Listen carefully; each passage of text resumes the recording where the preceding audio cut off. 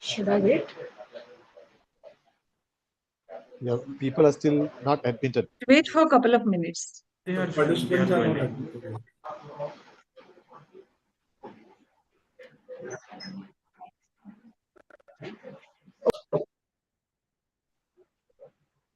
I'll wait for some time and then restart.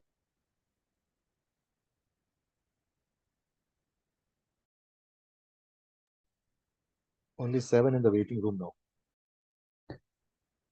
Yes, Mitali, please start.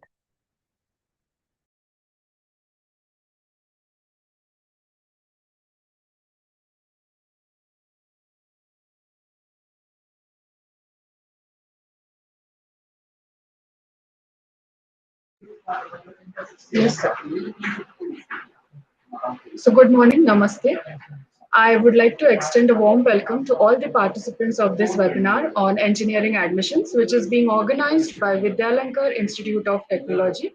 This webinar aims to acquaint the engineering aspirants about the varied engineering branches available in the institute and the vista of learning opportunities at Vidyalankar by way of a panel discussion amongst industry experts from various domains.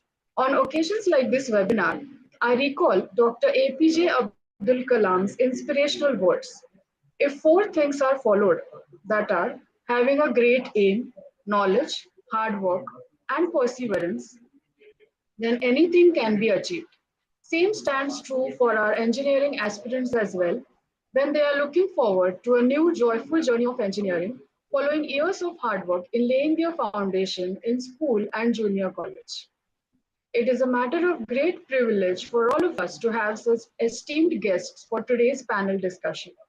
Now, I would like to introduce our first expert for today. We have with us Mr. Ayyappan Pillai, founder, Congruent Services, Information and Communication Technologies. Mr. Pillai is an ICT professional with a holistic life cycle experience in telecom and IT, encompassing strategy, planning, execution, and operations. He was a speaker at many international conferences. Mr. Pillai has a special interest in defense, aerospace, and aviation for business enablement and inclusion. Welcome, sir. Thank you, Mitali. Next, we have with us Mr. Amol. Yes, sir. Next, we have with us Mr. Amol Patil, Associate Vice President, Agilia. He is skilled in medical devices, medical imaging, spectroscopy, biomedical engineering, MATLAB, computer vision, C++, and AI. Dr. Patil has 19 plus years of experience in the field of medical devices, engineering, and research. He is a PhD in biomedical engineering from IIT Bombay, India, and has done his postdoctoral fellowship from France. He is also into product development that consists of development of next generation endoscopy product with modern aspects of IoT connectivity. He has also published many papers in well-recognized journals. We welcome you, sir. Thank you.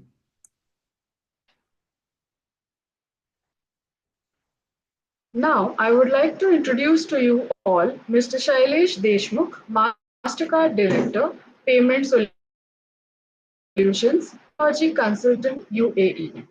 As a lead consultant at MasterCard, he applies his 20 plus years of experience in fintech and payment solutions to identify opportunities. He has completed his general management for executives from IIM Lucknow. He has also earned multiple certifications in managerial economics and other relevant topics. Welcome.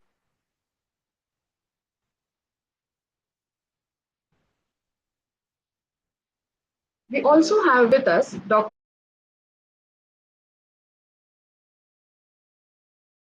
Sonali Bolkar, in charge Permit Officer First Year Engineering, Dr. Amadas Deshmukh, coordinator of this webinar, Professor Pankaj Vanwari, the moderator for today from the Department of Computer Engineering, Ms. Rucha Kulkarni from Team Vidyalankar, and all respected faculty members who have graced this occasion by their presence today. A warm welcome to all of you. I also extend a warm welcome to the esteemed dignitaries gracing this occasion, the visionary leaders of Team Vidyalankar, and each and every participant who has joined our event. Vidyalankar Institute of Technology has always been actively involved in organizing international and national events, which brings everyone together with different perspectives and expertise. And this panel discussion is yet another opportunity for academia and industry to collaborate to bring the best of educational practices for our student community. Moving ahead, we have with us Institute's acting principal, Dr. Sangeeta Joshi. She is also the professor, the technical advisor, and director ICAC at Vidyalankar Institute of Technology. She has completed her PhD in microelectronics from IIT Bombay. She plays a pivotal role in course planning and structuring the syllabi of various subjects in coordination with internal and external subject matter experts in the newly conferred autonomous status to VIT. In addition to this, she is closely associated with our institute's vice principal, Dr. Varsha Bhosle Madam, in handling significant communication and documentation responsibilities with various external regulatory and accreditation bodies such as AICT, Directorate of Technical Education Maharashtra, University of Mumbai, NBA, and NAC. She is also looking into fulfilling the statutory requirements of the Institute as well as supervises the overall functioning of multiple committee activities and campus events at the Institute. Dr. Sangeeta Joshi Madam has won the Best Teacher Award of University of Mumbai for the urban area for the academic year 2019-20 and has received many appreciations and recognitions at the university and national level. Students can approach her through the proper channel for any administrative requirements such as applications for bona fide certificate, transcripts, scholarships, permissions for participation in external events, and even personal difficulties. I now request Dr. Sangeeta Joshi ma'am to apprise our esteemed gathering about the important aspects of our institute. Namaskar. Thank you, Mitali. Very good morning and warm welcome to one and all. I, on behalf of myself and Vidyalankar Institute of Technology, Mumbai, extend a warm welcome to Mr. Ayyappan, an ICT professional, Mr. Amol Patil, Principal Technologist, Mr. Shailesh Deshmukh, Technology Consulting Expert, Dr. Sriram Geet, writer and a very well-known career counselor, Ms. Rucha Kulkarni, and my dear engineering aspirants and their parents. Let me first congratulate you all for completing the 12th standard successfully and becoming aspirant for an engineering admission. I know you are all very eager to step into a professional education. And you know, students, there are many parameters to be carefully considered while selecting a college, an institute, or even a specific branch of that institute. I am sure that you must have been in dilemma what to do, which college to be chosen, what criteria to be applied, whether nearby our location, whether the branch of my interest to be chosen, college of my interest to be chosen or not. Likewise, you may have other queries and doubts related to the admission process. Who is conducting this admission? Basically, the admission is a centralized admission process. It is conducted by Directorate of Technical Education, Maharashtra State, Mumbai. And all institutes are having the specific seats allotments. What is the constitutional reservation? How the seat allotment process is. And all these queries you would be solved in this seminar. In view of this only, we have facilitated all the engineering aspirants and their parents by organizing this webinar. Vidyalankar has been organizing such seminars since last 4 to 5 years. Student friends, we all know that technologies are growing very, very fast at the industries, and engineering education needs to keep update, keep pace with all these industrial developments. Even in view of this, you will find that All India Council for Technical Education has launched and come up with various new programs such as artificial intelligence, machine learning, data science, then 3D animation and graphics, computing in multimedia, and so many. Even you will find that all the state universities and the autonomous colleges, they are also launching various honors and minor programs in the cutting edge technologies such as blockchain, cybersecurity, IoT, data analytics, biomedical equipments, and so on and so forth. This honors and minors program would be starting from the semester 5 of your engineering um, degree program. So in view of this, certainly love to listen from the industry experts. And therefore, we have invited today all the experts from the industries who will make you aware about the current industrial trends, cutting edge technologies used in the industries. Because day by day, every day you will find a new product launch in the market. Because of these advanced technologies, it is possible. And we have therefore invited all the industry experts. And at the end, you will find that the decision of choosing a college or a specific branch would be very simple. You will definitely get facilitated through this seminar. There will be a panel discussions from these three experts and followed by the question answer session. You please feel free to talk to them. You feel free to ask your queries, get all your queries resolved. And that would be followed by a session by Dr. Sriram Git, a well-known career counselor who will talk you in Marathi on a topic अभियांत्रिकी एक सशक्त पर्याय. आणि मला खात्री आहे की तुमचा हा पण सेशन खूप अत्यंत चांगला होईल आणि तुम्ही सगळेजण तुमच्या मराठीमध्ये सुद्धा क्वेरी सरांना या सेशन मध्ये विचारू शकता. Your all queries related to the admission processes would be resolved during the session of Ms. Rucha Kulkarni.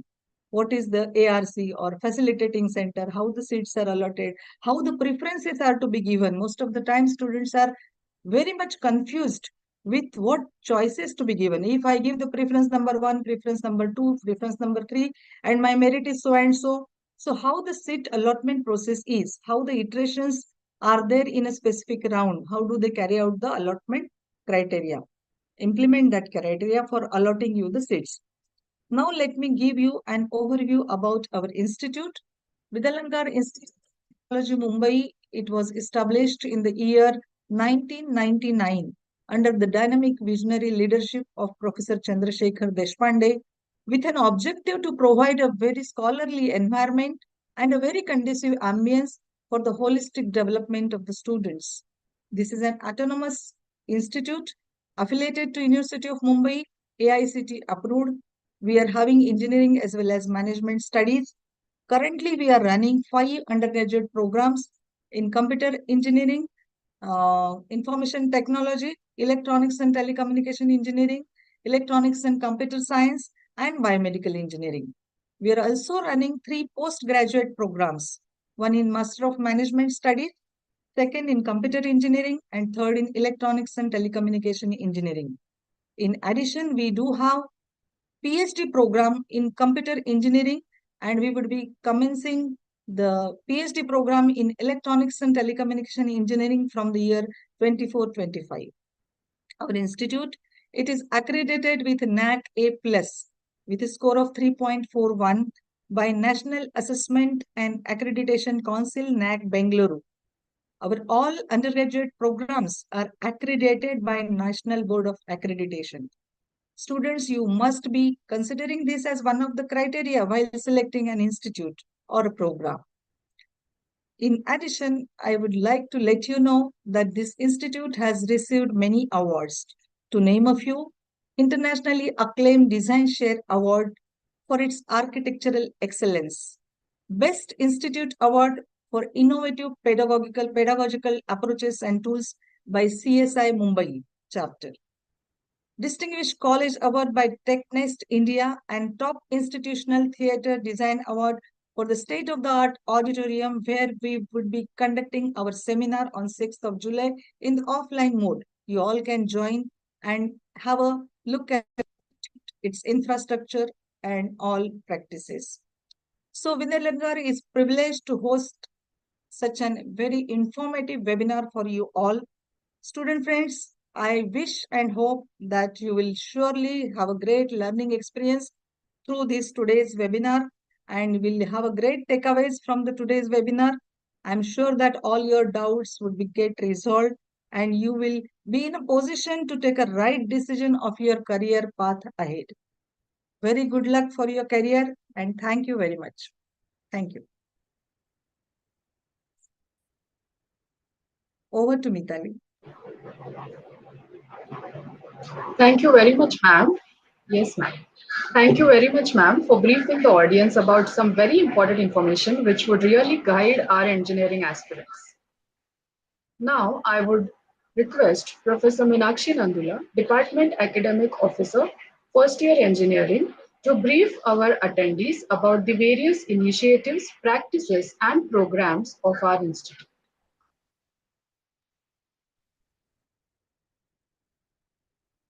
Thank you. Professor Mitali, thank you. Thank you to all the guests for joining us, and a special welcome to all engineering aspirants who are currently attending the webinar, online webinar.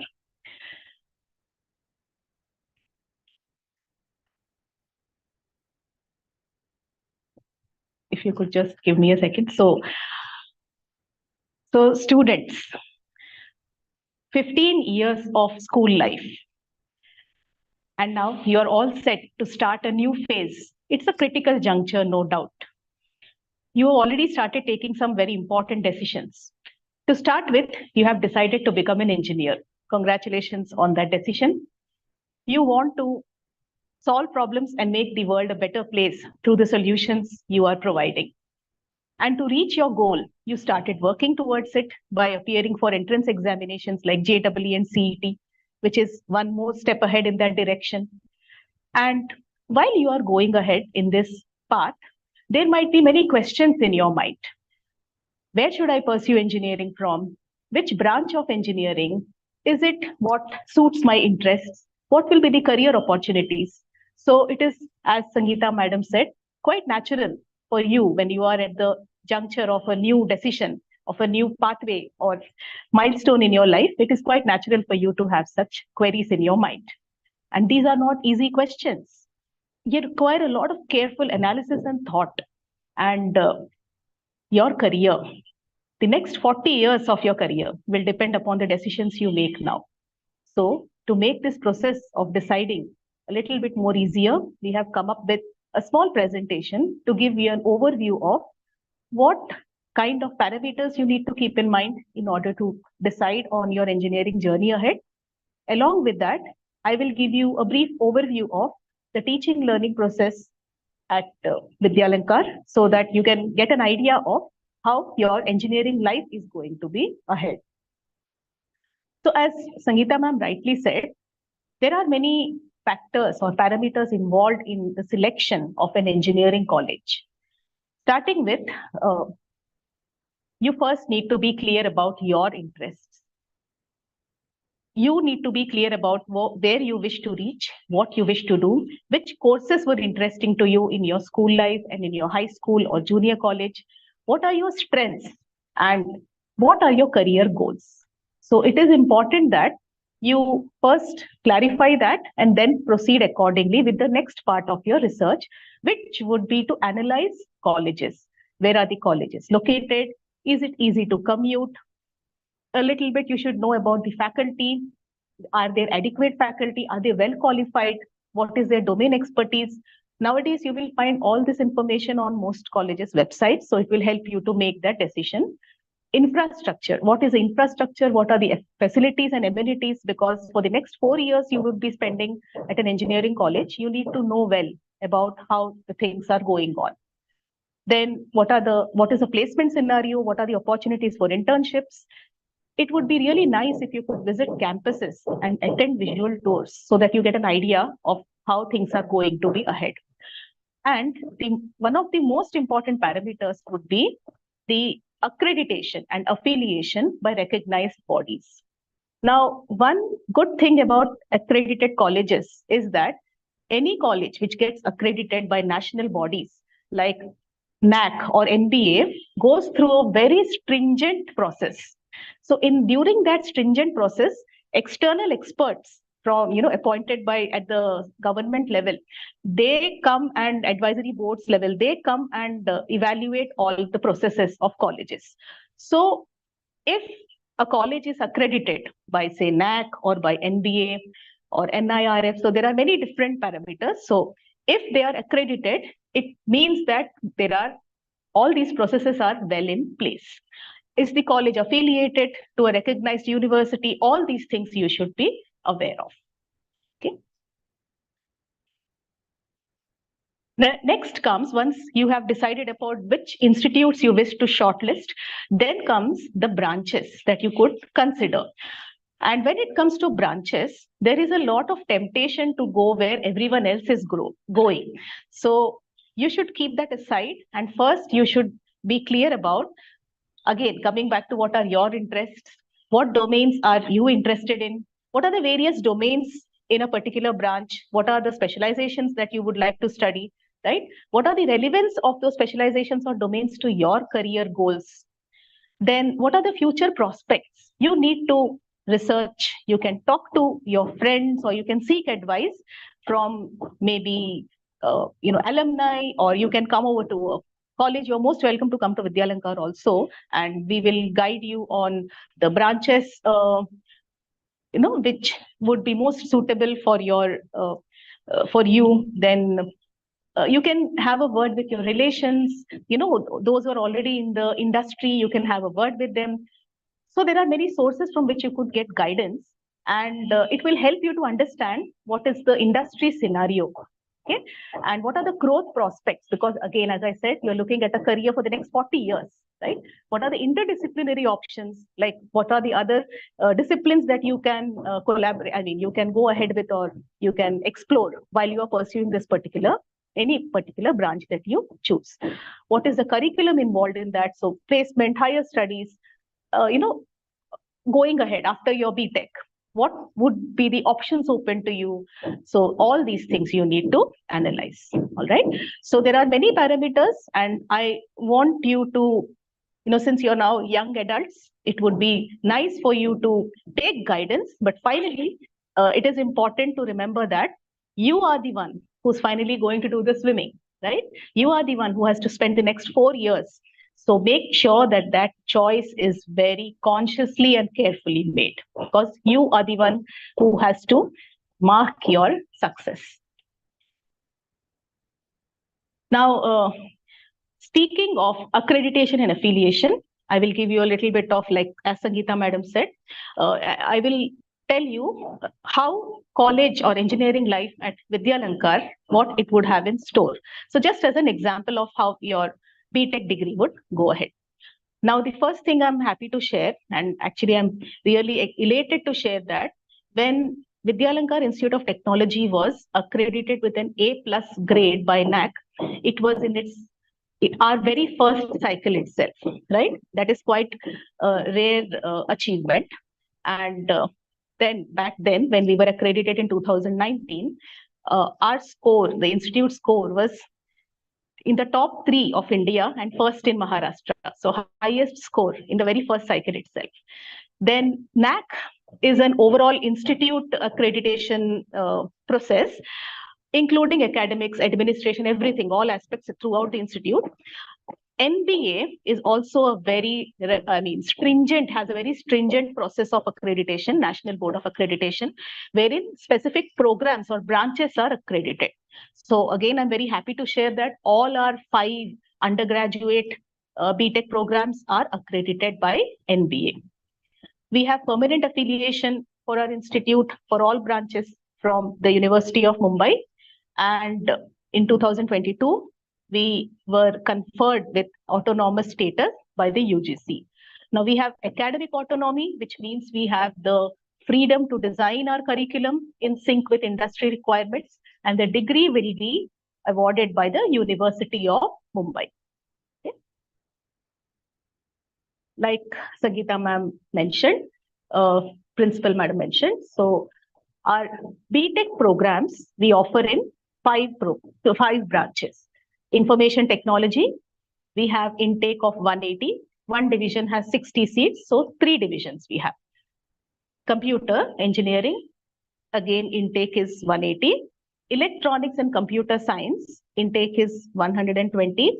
Electronics and telecommunication engineering, our intake is 120. And biomedical engineering, we have intake of 60. Additionally, we also have post-graduation programs, MTech programs in computer and electronics and telecommunication. We also offer MMS program and PhD program in computer science. So now, when it comes to exploring career opportunities in BTech programs, what is really interesting is that nowadays, most of the branches are seamless. That means whatever you get to learn in a particular branch, you will have an opportunity to learn in other branches as well. There is no hard and fast, there are no courses which you can get to learn only by pursuing a particular branch. In that matter, the courses which you can see are available, or you will get an opportunity to explore these courses in any of the branches you will pursue in Vidyalankar. Information technology, computer engineering, electronics and computer science, electronics and telecommunication, and biomedical, which is application of electronics and software in the healthcare industry. So there will be, plenty of opportunities for you to explore any of these courses in any of the branches you take admission in. Now I'll give you a quick brief of what does it mean to be a student at VIT. So I'm very happy that the first and most important thing that we all follow very happily and joyfully is student first. Every single initiative at the institute is taken keeping the students' best interests in mind.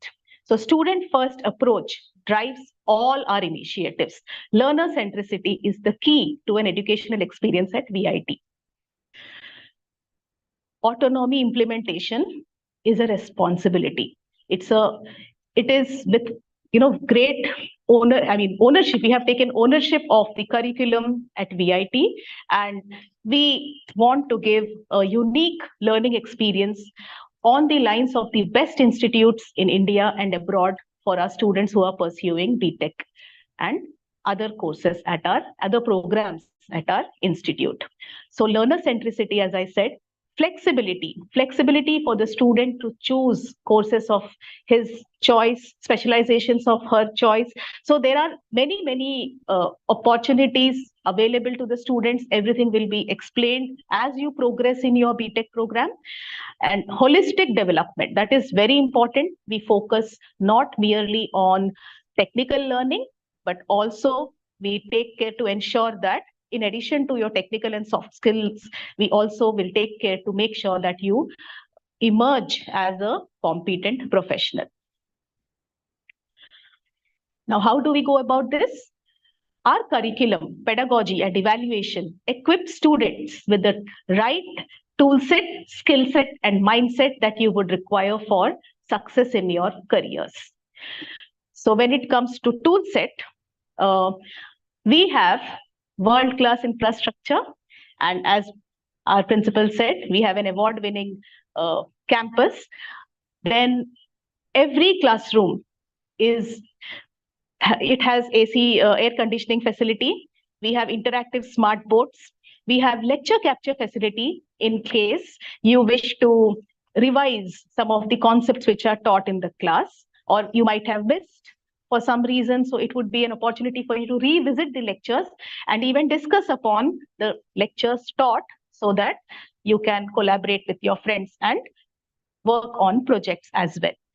So in addition to the academic facilities and amenities, we also have a state-of-the-art recreation center, which our students really enjoy at, with many sporting facilities, like we have playstations, and we have foosball, and then air hockey and carom, pool, say karaoke room. So there are many opportunities for you to chill. Then auditorium, again an international award-winning auditorium. We have playgrounds, because we believe that it is very important to ensure that you get all opportunities to develop yourself in all possible ways as per your interests. So, as a part of the infrastructure, of course, our institute, as ma'am rightly said, are equipped with modern labs. And these labs are open to students of all branches. Whatever your passion is, identify your passion and make sure that you go ahead in exploring, because that is a very important part of engineering education. You need to get an opportunity to explore hands-on learning by experimenting in the lab. So there are modern labs well equipped with very good, very good, the latest technology. So make sure that you have a wonderful time.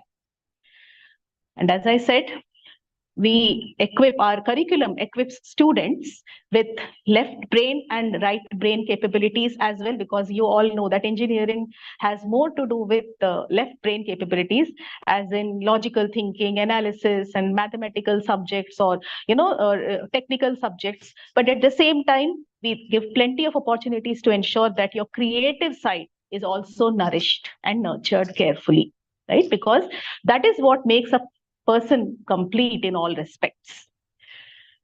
So how do we go about this? Through curricular, co-curricular, and extracurricular activities, which are carefully designed to bring out the best in every student.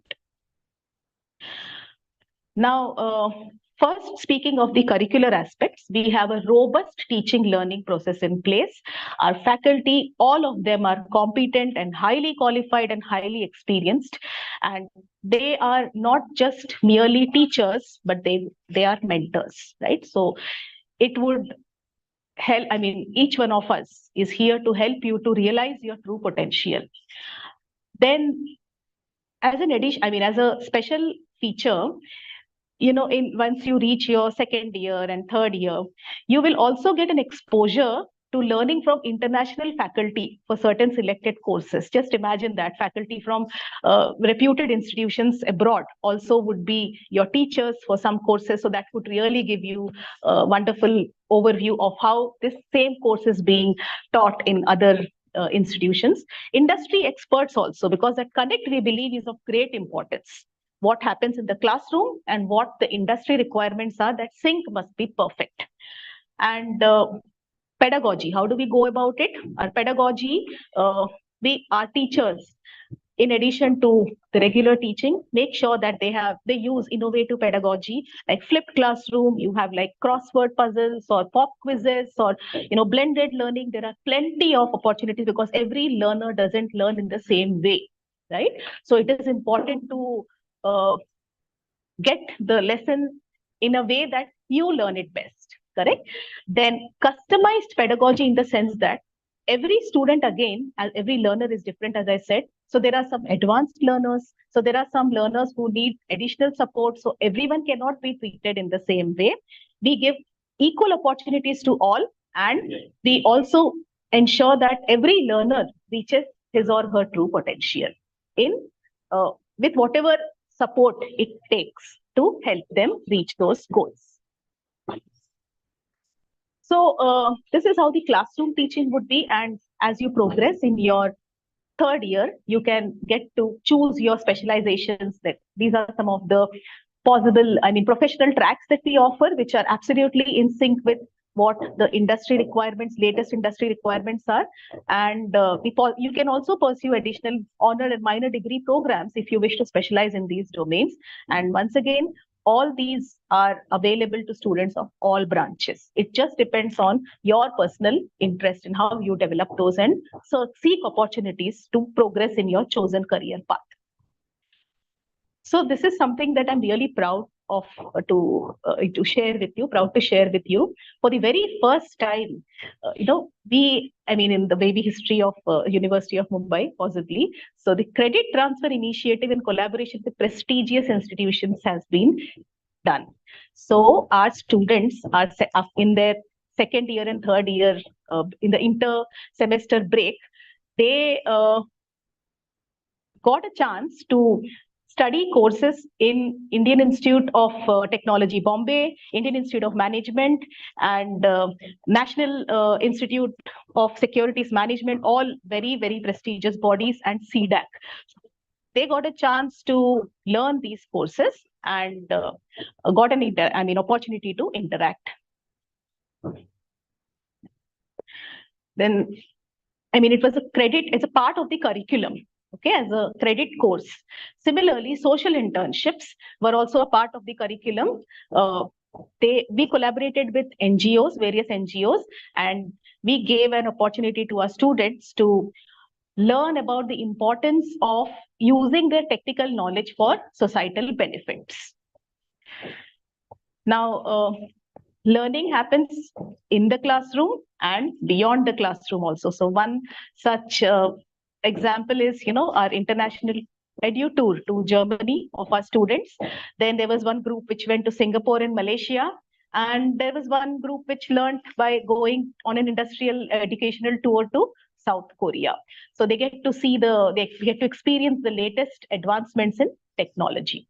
So it is through the skill set that we take care of the knowledge and skills part of our students and equip them with the necessary tools to help them to achieve success. And equally important is mindset. And what do we mean by mindset? Once the student is equipped with these skills, then they get confidence in their abilities. Okay, and then we ensure that through value-based education, the student reaches his or her potential.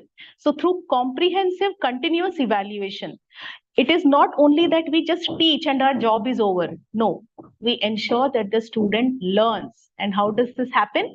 Through private study assignments, project-based learning. We have continuous evaluation through different methodologies. We will ensure that every student gets the lesson in the intended manner. Okay, so that is our responsibility. So through all this, they develop a mindset to excel and explore on their own. So once they develop this mindset, in the curriculum part, our curriculum is very carefully designed in consultation with industry experts and in consultation with very prestigious, eminent academicians, because we want to give the best to our students. So speaking of the co-curricular aspects, there are different ways in which students get to explore their capabilities.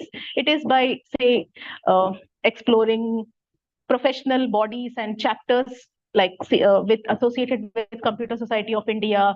Then IEEE, Google Developer Students Club is also extremely active in our college.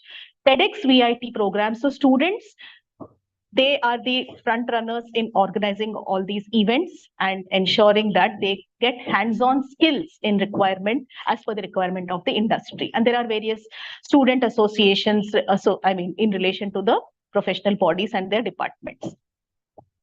So very quick glimpse at the co-curricular activities and technical activities that our students participate in. It's like drones and robotics and AR, VR. So we have plenty of opportunities for students to explore their technical capabilities. And it is equally important to work on your extracurricular activities also, so that your overall development is taken care of. So we have annual festival Verve, wherein we get celebrities also to join you. Then we have a very active sports culture, right? If you're interested in sports, by all means, go for it. Make sure that it is well balanced with your academics, of course. The joy of learning, you can explore painting, art, your dance or classical music, or any even modern dance, music, flash mobs, whatnot. Everything is as per your interests, you can explore. Okay. So through all these processes, engineering aspirants, we ensure that the TLP, the teaching learning process, transforms learners into T-shaped engineers with breadth and depth of learning, and as well as holistic personality development. And our target, our aim, our objective is to see them as competent professionals. So how do we get to know whether whatever our efforts are, our initiatives are, whether they are working, whether we are on the right track? So our outcomes speak for themselves. For the last many years, our students have been active participants and winners in Smart India Hackathon events in both software and hardware levels. Then Tantra Vihar, our annual intercollegiate project exhibition, also final year projects are displayed. So there are plenty of opportunities for students to discuss their technical capabilities and project ideas and capstone projects. And one way of assessing an institute's performance would be through the students who are placed, then the institutes where our students are pursuing higher studies, and entrepreneurship.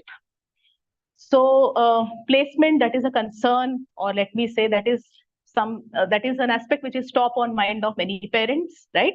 Placement, our students can get placed wherever they wish to get placed. They have to put in efforts for that. They have to work hard for that. We will provide with all the possible opportunities. So we have some very major recruiters who recruit our students.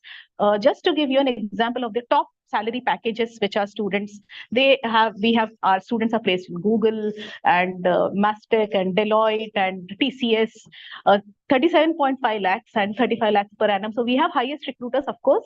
There are some, companies which offer 12 lakhs package, 10 lakhs package. So it all depends on how you use these 4 years to your advantage to build your resume and strengthen your skill set. So just a quick glance at some of our alumni who are established in, say, Google, Microsoft. They are working in Deloitte, Apple, and Morgan Stanley, Ernst & Young, MasterCard. So we keep a photo blank so that we can add your names also in the Hall of Fame as you go ahead in your engineering journey. And when it comes to higher studies, our students they are pursuing and they have pursued higher studies at many reputed institutions abroad and in India, like IIT Bombay, then Stanford University, Johns Hopkins University, Northeastern University. Many of our biomedical students are pursuing their masters from Johns Hopkins, one of the premier institutions. So University of Chicago. So you will have to develop the aptitude. You have to plan accordingly and start preparing accordingly in your engineering journey. Okay? And of course, not everyone would have the same interest. So if you are passionate about working on your own startup, you will get all the support from our eCell. So I'm very happy and proud to share that under Mission Unicorn, our project, it's a place where you get to explore your entrepreneurship skills. Currently, 7 startups are in incubation, and they are backed by a strong team of international venture capitalists as well. So you come up with the idea, we'll do everything in our power to support it and see it transformed into a product. So thank you for your patience and getting an overview of what it means to be educated at VIT and BTech in general. So work on your self. Make sure that you have the best possible time in your BTech education, and see you soon in the classroom. Wish you all the best.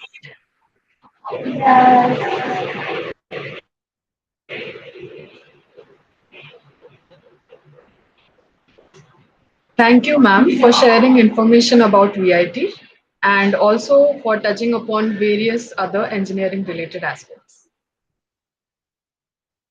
We will now commence the panel discussion with our esteemed guests. The moderator for this panel discussion is Professor Pankaj Vanwari, Department Academic Officer and Assistant Professor at Department of Computer Engineering, VIT. He has an overall experience of 27 years in teaching. He has completed his graduation and post-graduation in computer engineering from Mumbai University. He has also completed MS by Research from IIT Bombay. He has guided several UG and PG students in their projects and dissertations. Students aspiring for higher studies often take his help to crack the GATE exam, which is an entrance exam for MTech that is similar to JEE for BTech. Students mentored by him are working in top companies like Microsoft, Intel, Yahoo, and many others. I now hand over the session to Professor Pankaj Vanwari, sir. Thank you, Vitali ma'am. So I would like to welcome my expert panel with me. Today we have Mr. Sailesh Deshmukh.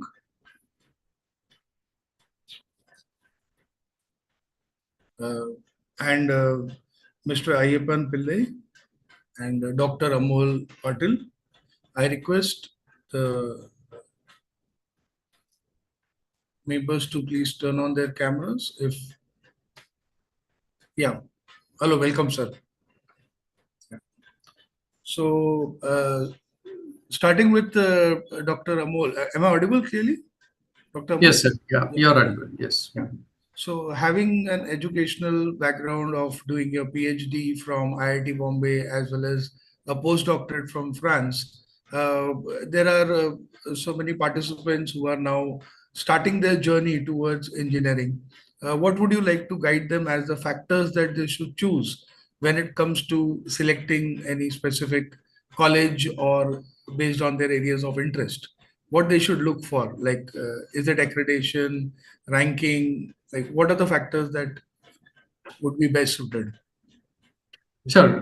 Thank you, sir. And again, congratulations to all the 12 pass outs and the pursuants for admissions. Again, a lot of detail and very nice guidance has been shared by ma'am already. So I would agree with most of it. Uh, my view on how students can look at engineering is uh, quite a few things, because we India in general have diverse backgrounds, right? Diverse socio-economic backgrounds, so those would affect. You would have your own family and personal educational interest, so putting it all together and looking engineering more of a problem solving domain discipline, right? Looking at it that way is important, rather than something which will land me in a IT job or in something else. So that is primary thing. So getting it very basic, right? It is basically applied science in some way, looking at the first principles. So that really helps. Then coming to what ma'am said, that which area really fascinates you more? Is it like the physical machines, or it is computational problems, mathematics, or complexities of biology, medicine, making somebody's life better directly by improving their health? So all these are motivations. So as some of the philosophers say, right, when you are passionate about something that will drive you. So the key is to identify your passion and then use it as your guiding light. Is probably I would share, and refrain from all the other attractions of packages and jobs and what is in trend right now, because that's very dangerous. That's very difficult also to refrain or stay away from those influences. I would agree with ma'am that almost all disciplines have value as long as you put your heart and brain and sweat in it. So that's what I would say about it. Yes, sir. Definitely, that's what was I was looking out from you, because taking up a stream of biomedical engineering initially, and today having your direct hands-on on next-gen endoscopy development to even mobile app developments for patient and surgeons, you have gone away driven with your passion, and that is what is the first thing that a student needs to look for. Now, what is their interest, and definitely the rest will fall in place by itself. Thank you, sir. Uh, Mr. Ayyappan Pillai, sir. Yes, sir. Yeah. So, being a founder of Congruent Services and an ICT professional, uh, what do you look for a student knowledge when it comes to their technical skills that they must pursue, from a graduation program, from an undergraduate program? So, what should a student look for? What type of technical skills they should actually work on, and if there's something more that they should add value to? Yes, sir. You said technical, but I always tell students, because I also teach as a guest faculty. Any employer looks for, I think, primarily two things. in fact, I'll say attitude and aptitude. And I will rate attitude over aptitude. A person which is above average in aptitude but excellent in attitude will score over a person who is excellent in aptitude but attitude questionable. So that being the base, I want to make it very clear that skills tech we the skills we develop, technical will come naturally because there's a syllabus and things. But as Meenakshi madam very beautifully presented about the college, that they are encouraging even co-curricular, extracurricular activities plus co-development possibilities, like all the group activities and indulging in other passions. So that skills, you see, soft skills are very important. So communication, team, collaboration skills, that I would put as very, very highly required. Then technical skills, if you see, my focus is always foundational. So, for example, you're talking about 5 different branches extra, and as Dr. Amol very rightly said, see, there's no X branch, Y branch, Z branch. All have a very common science approach. I agree fully. We have divided them for our convenience, which is fine. But ultimately, they all are seeking to address certain problems, and no particular branch lives in isolation.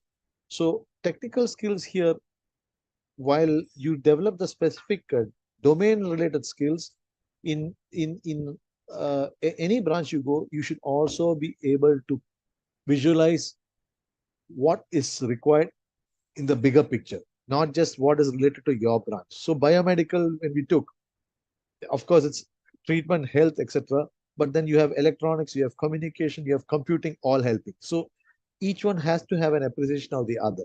So when I look at a student coming out, we look at how they're able to see their specific skill set in relation to the others, and being able to look at that and be prepared to adapt to those, learn those, unlearn those which are not required, and then relearn.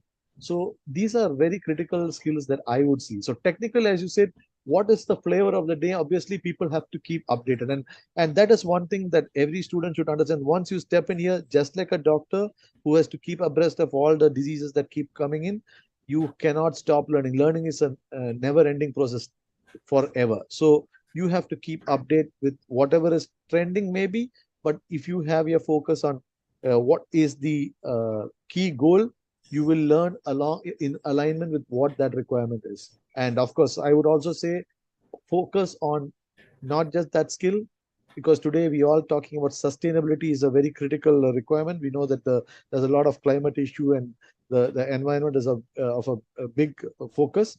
So sustainability and then inclusion is the other aspect, I would say. Whatever we do, we try to give the greatest good to the greatest number.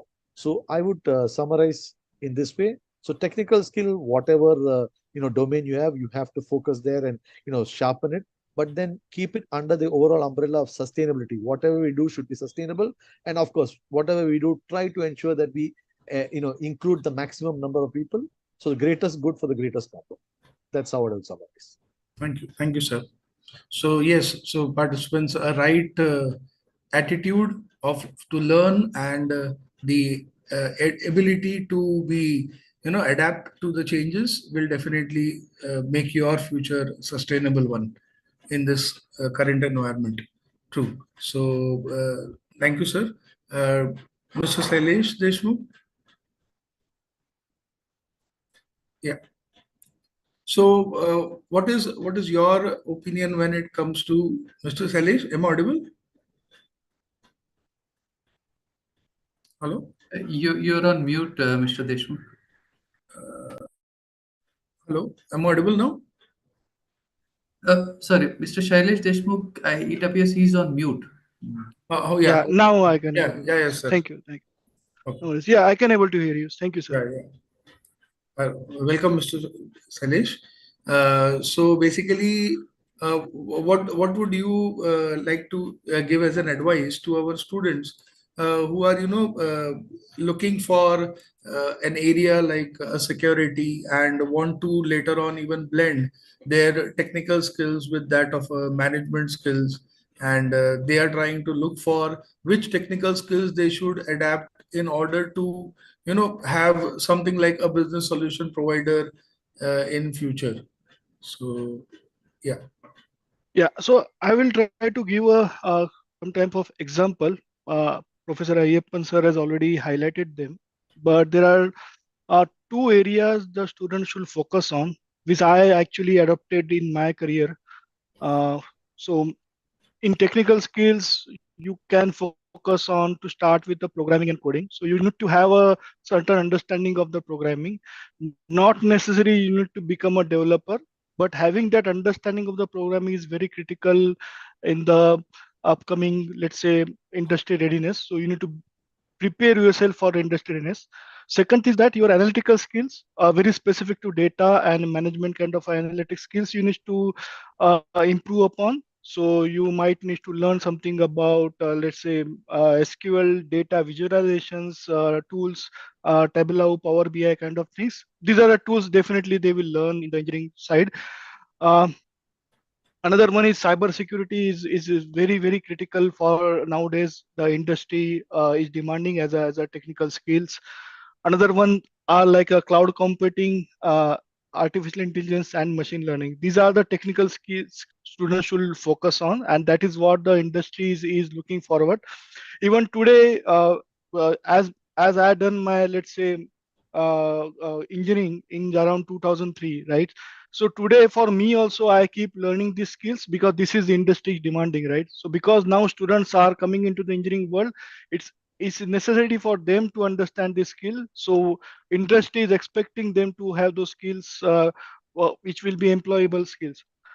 Then I will move my focus towards the soft skills. And if you look at the soft skill, you will say critical thinking, problem solving is one of the key soft skills every student should have. So in those, you should have analytical skills, creativity. Uh, Creativity is also focus on how you represent your data also to the leadership in the industry. That is very critical.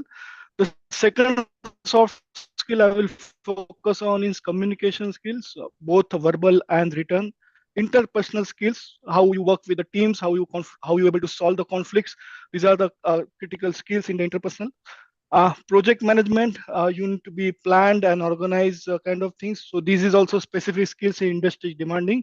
And in the project management, there is also agile skills you need to have. So you need to understand what is the agile methodologies kind of things. Definitely in your course or your degree program, you can able to understand. And the last and the most critical is that adaptability and flexibility.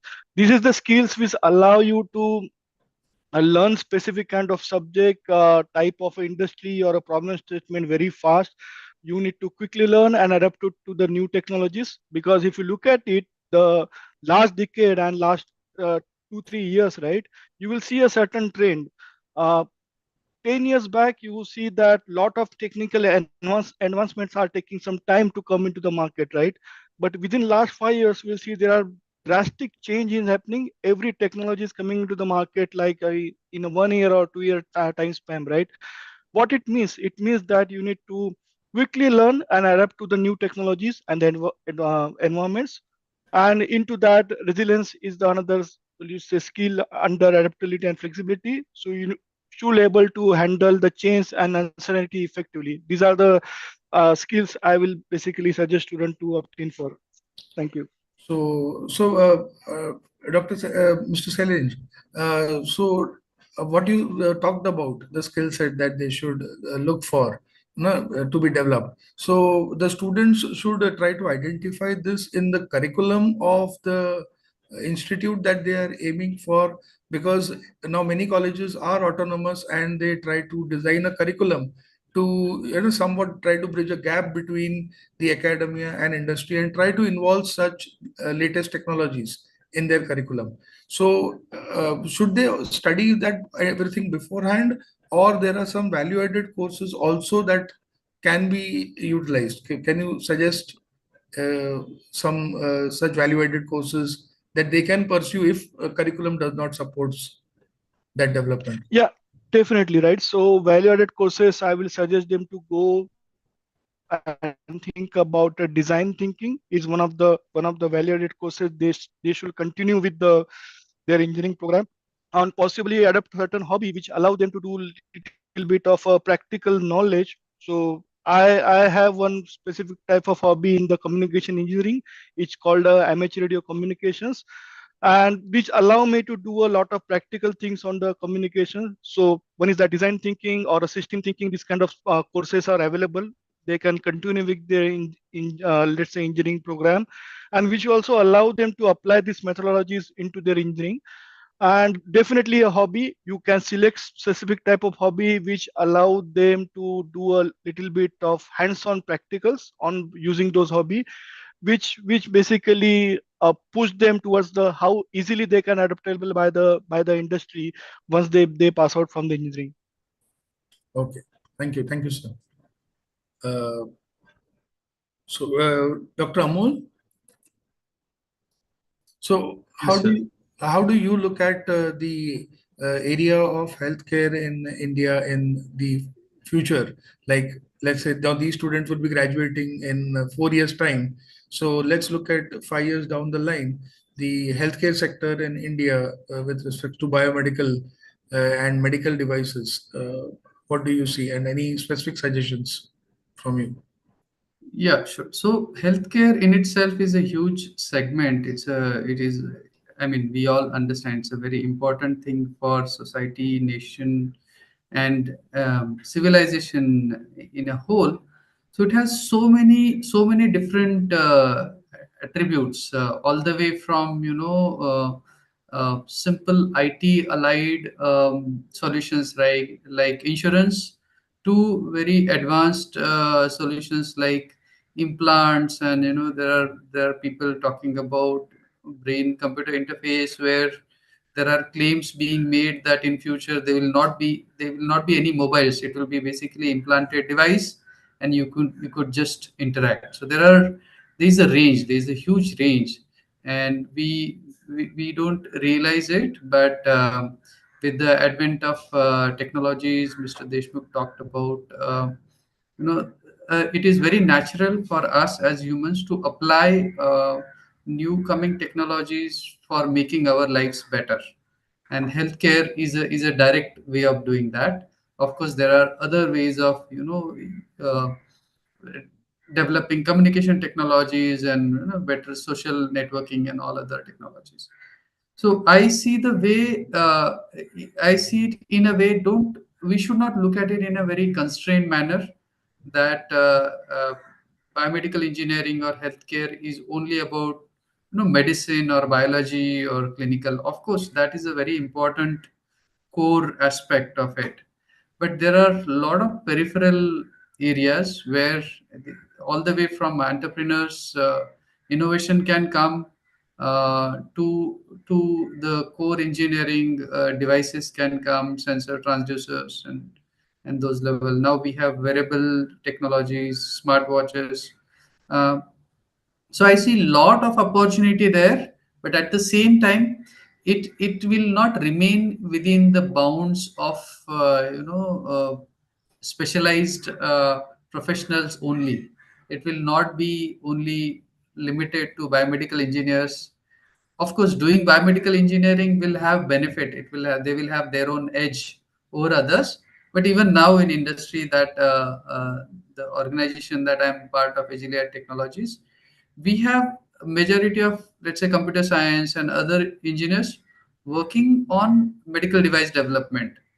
So they work on creating devices. So there'll be multidisciplinary approaches on solving problems. um, for example, people are talking about AI chatbots, so there'll be specialized chatbots who would help on, even already there are chatbots which help on medical advice and clinician support and all those kind of things. So it's a very exciting application area, I would say, medical devices, healthcare in general, and having a general understanding of it. If you are keenly interested, um, it has opportunities all the way from very fundamental level research. So there are intricacies of working of brain and all of that.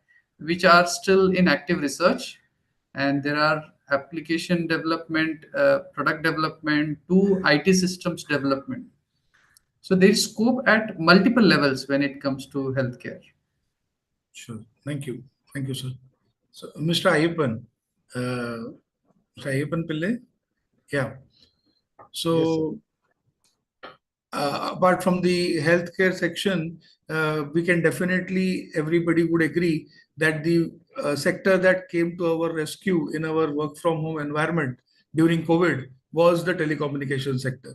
With the 4G and 5G technology and the support that ICT gave us since 2020 till now, how do you look at electronics in computer science as well as an electronics and telecommunication sector coming up in the next 5 years with more technologies coming in?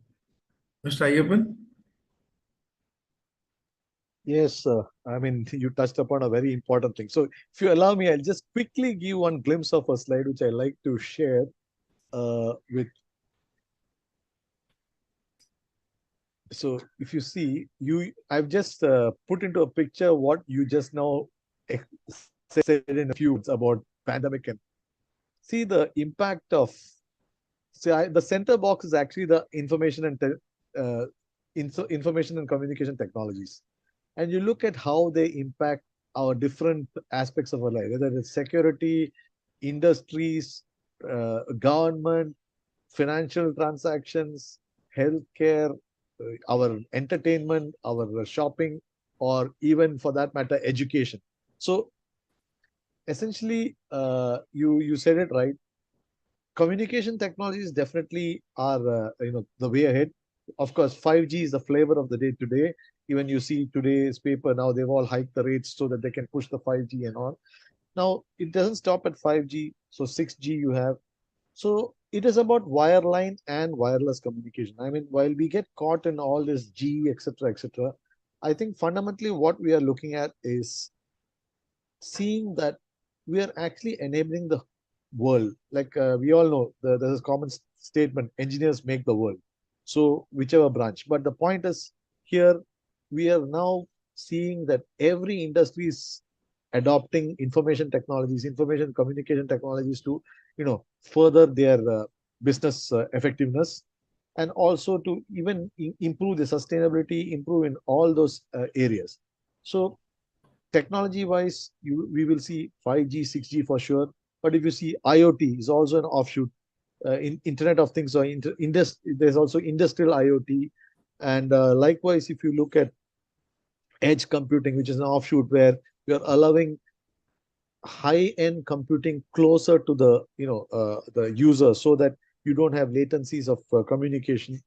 So that way, telecoms is, I would say, one of the essential part. Just like your food, clothing, shelter. I always say food, clothing, shelter, and broadband. There, we must say that the human lives now depend on these four essential things. So we have to look beyond. So why I've put this picture here is, for any aspirant, you can also see that though the central piece is what I say, all the software, the applications, whether it's Android, OS, artificial intelligence, machine learning, whatever you apply, you will see that this is being adopted in any and many of these industries, which means you have a scope to go and make a difference in each and every industry. So that is why in the earlier conversation, I said you should have a mindset where you don't restrict yourself that this is my branch, I will look only within the boundary, that actually you are impacting a larger piece, and you should be able to understand that piece and be able to apply and make a difference there. And of course, what I have not shown here is a very, very critical industry, which is the defense industry. So defense industry is actually a sunrise now for India with this Atmanirbhar program, Bharat program, etc. And communications is a big, big part of it. So if you say communications, satellite navigation, radars, all these areas, the big benefit for us, when you say benefit, I say, is that you are not, really bothered about redundancy there, because whatever happens, however business goes, defense cannot be ignored. That has to continue. So that is fairly a recession-proof industry, and defense is now being given great importance. and so are entrepreneurs in the country. So if you see a lot of the technologies there, whether it is a missile launch or whether it is even managing battle, today you have network centric warfare, which means again you are dependent on networks. So you will see the requirement or the need for engineers, be it communications, electronics, or for that matter, computer engineers. So this is my take on the question that you've asked. Yep. Thank you, Mr. Ayuban, sir. And sir, what about your views on the semiconductor technologies Oh, also? yes. Yes. Oh, Uh, sorry. That's the most important. So, okay. I didn't go. I went only from communication, IT software. We have to go to the root. I mean, from the day I started my course, I think I've been dreaming, when will India build its own chip and next build its own operating system? So it's not just the hardware, even the software. And the operating system, which will incorporate and enable our 100 plus, 800 plus languages to communicate seamlessly with each other. So semiconductor is now realized as a very critical industry, and with the government giving very big push to this industry. And in fact, we've heard the Tatas have set up some a packaging plant, etc., in the south, and Foxconn, and then even in Gujarat. This is definitely, along with defense, semiconductor defense, and of course, we didn't mention, we talked about sustainability. This is about renewable energy. So even renewable energy, you see, there's a lot of electronics behind it. So the electronics that goes into all of this, and when you talk of semiconductors, even Dr. Amol talked of biomedical, it's again dependent on chips. So even you talk of artificial intelligence, again chips. We've heard of now Nvidia becoming the most valuable company. So where is it? It's again chips. So I think it goes without saying that semiconductor is going to is a very, very critical piece, and people should now invest time. So along with the software skills that Mr. Shailesh mentioned, of course, it is important to now pay attention to semiconductor, microelectronics, etc. And I'm glad to hear that the principal is a microelectronics person too. So I think, though it may seem a little, what I would say, uh, a little abstract in the beginning, it is an interesting subject, and that will see you through, because I see the demand for microelectronics and semiconductor engineers growing up leaps and bounds. If you saw the recent news items also, companies are coming, setting up semiconductor fabs, etc. But where are the engineers? Where are the skilled engineers? India has produced lots of software people, but I think this is the tide is changing, where we are going to balance it with a lot of hardware people. So hardware, semiconductors cannot be ignored. So even I mentioned all the industries, whether healthcare, defense, in what do you call, manufacturing, banking, all of them depend on computing, depend on devices. Devices equals chips, so semiconductors. So that is my take on it. Yep. Thank you, sir. So I would just, we are running short of time, so I would just try to put up the last question to Mr. Sailesh Deshmukh. Yeah. So, sir, many colleges are now, asking for a specialized choice to be done. In earlier days, we had the choices between whether to choose computer engineering or to choose electronics. That was the wide variety. Now there are specialized like AIML, BTech, B or B in AIML or in security or in data analytics. And these are just 12th pass students. So from computer and IT background, if they are interested in, and they are able to get an opportunity, should this be the right decision to take it right now by looking into the curriculum, that what they are aspiring to do, or is it better for them to go for a more generic engineering, like overall computer engineering or IT engineering, instead of being too specific right now, uh, and taking a choice on a specific domain? Does it be an advantage or a drawback? Any opportunities and challenges would you like to highlight, if any, Mr. Sailesh? You have to unmute. Mr. Sailesh, you are muted.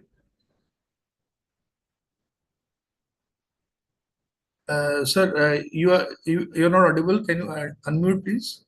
Yeah, now I can able to unmute. Yeah, sir. Yeah. So yes, see, I will suggest or possibly recommend students to go for those specific kind of program with respect to AIML cybersecurity, because I remember my engineering days, and I do not have those kind of choices where the industry is growing, and I just seen one of the slides in the college has shown that they are allowing students to take a specific subject like AIML, cybersecurity, or a communication, right? So those options were not there. I think 20, 30 years back to me, right? But as an industry changing, definitely the education's process is also getting changed. So I will basically suggest students to go for this specific kind of courses, because these are the programs or courses which allow them to very much near real to go for a industry demand, right? And and these are the critical, let's say, skills any engineering graduate should have it when they are applying for any kind of a job role So, in any industries, right? It so can sorry be to healthcare. interrupt.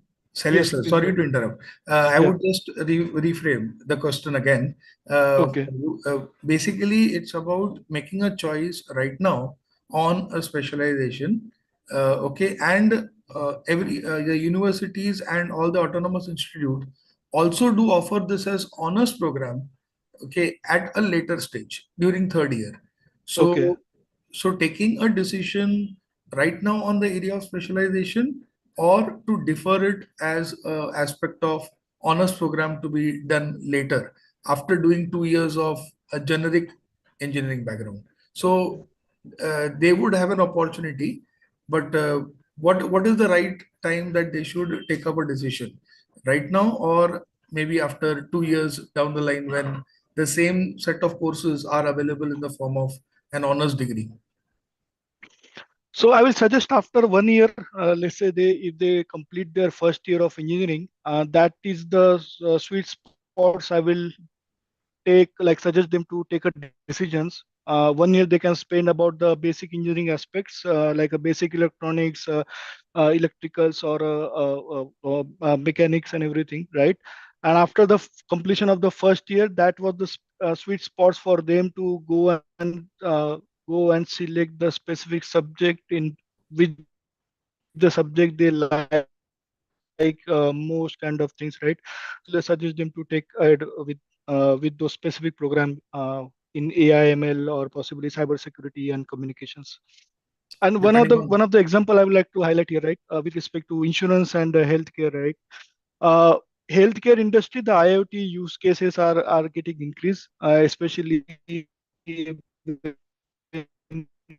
we are talking about the insurance. Nowadays, what using the IoT devices like a smartphone or smart watches, they are able to consuming the data from the from your variables, and they are basically calculating how much insurance premium the people should pay, right? Because as an industry expert, right, I will say that I need to be balanced between what is happening on the technology side, even though I belongs to the financial technology world, but I need to understand how the healthcare industry is working, and how I can enhance my financial services in those healthcare industries, and do the combination of both the things to provide the service to the peoples, right? So that's one of the key objective.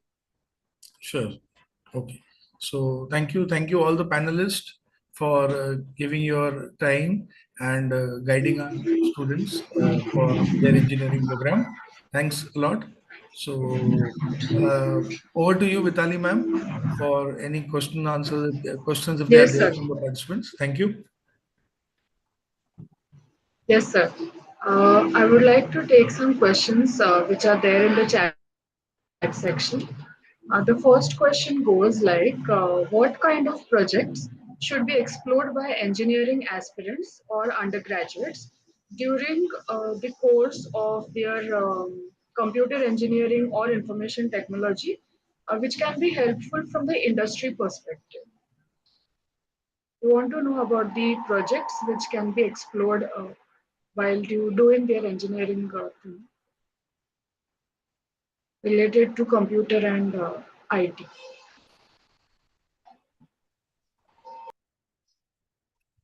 Is it like anyone can take it? How do you want to do it, ma'am?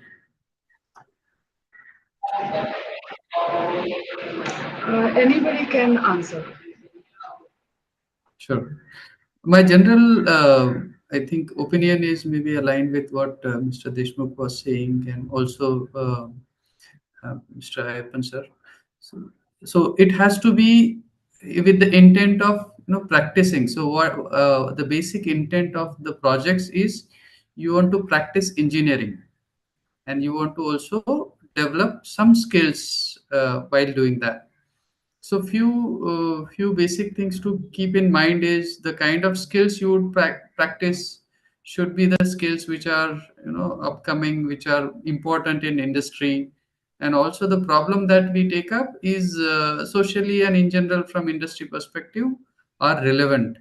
And see, for example, nowadays we talked upon IoT, the connectivity aspects, the AI aspects, and also things like healthcare and other maybe assistive technologies. So if we are combining them and doing it in the right spirit, so the current challenge what we have is there's a lot of information. There are open source project, you have Copilot and Chat GPT. So if somebody wants, cheating is very easy these days. Okay, I mean you have all means to do things in a not in the right spirit. So it's even more important that we be cautious of doing it in the right spirit, because it is going to help you develop your skills and abilities. Yeah, so let me add one point to Thank you, that. sir, Yeah, for answering that. yeah, I can add one Yes, sir. point. So very rightly, Dr. Amol mentioned that they have to apply what they learned. I think that is the most important. And while it is important to identify what may be of relevance, I think relevance to society, relevance to industry is important, but they have to show how they're applying their learnings. So demonstrating ability to identify their problems, then ability to evaluate the viability of multiple solutions from a technical, usability, and financial angle. So this is something, if they start at the industry project, when they do it in the project, it becomes relevant even for when they get into industry, and then make the right designs, and most importantly execute the project, and they have to do it, not outsource it to someone else to execute. Students have to do it themselves. I mean, if they're working in industry, ensure that in the industry also they have their hands on, they have their hands dirty. So that comes boils down to the point Dr. Aman mentioned, again being honest, that ethical and value system is very, very important. I mean, that is, there is no substitute for that. Yeah, that's my point.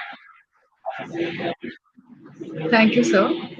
Another question is what kind of industry relevant software certifications shall be beneficial for electronics and telecommunication graduates?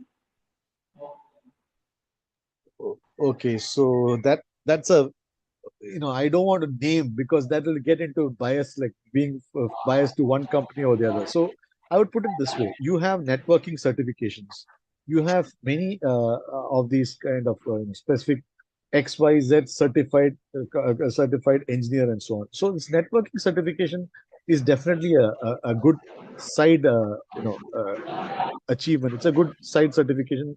It'll help you even while you do your course. I'll just put one more, or if you at least learn about it and look out for all these certifications when you get into your job. When you get into a job, they also offer a lot of trainings. So my suggestion, I have always told students, while of course you already have a handful in your existing curriculum, while you can look at the certifications that are available. So I'm not naming the particular company. So it'll be XYZ company, networking associate, networking expert, security certificate, and so on and so forth. Please go ahead.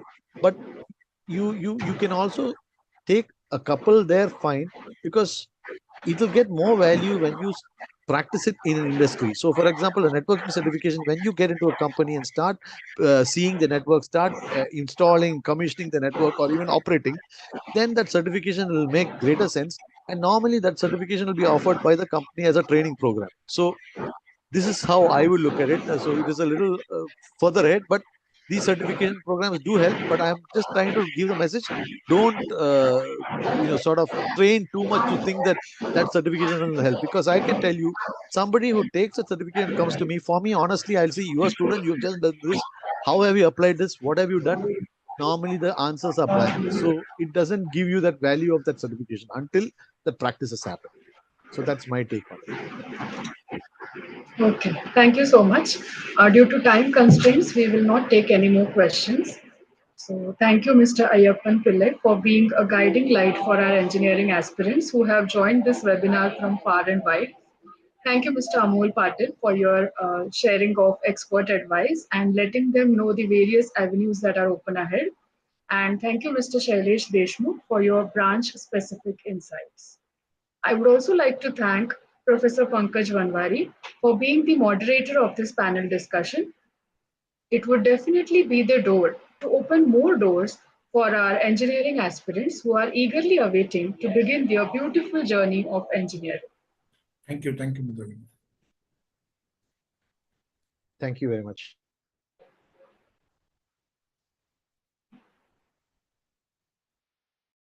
Now, with great pleasure, I introduce to you all our another guest for today, Dr. Sriram Geet, writer and career counselor from Pune, Maharashtra. He is a doctor by profession and has been the coordinator and staff training in charge for 11 years at Sanjeevan Hospital, Pune. His passion is to guide students about their careers and has guided more than 10,000 students from Maharashtra and more than 1,000 career counselors. Dr. Sriram Geet is also an author of many books on various career streams and medical profession. Some of his famous books are Saripat Careerचा, Career कसं निवडावं, Engineerच व्हायचंय, and many others. He is also associated with Pune Medical Association. Dr. Sriram Geet sir is the chief mentor and advisor for all engineering aspirants.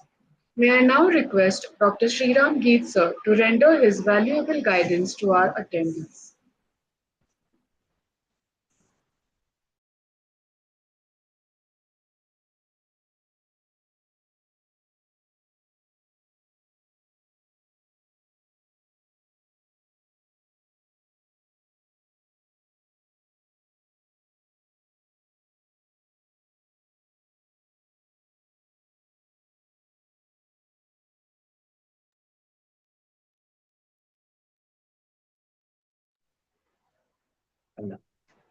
Give us a moment, sir has joined.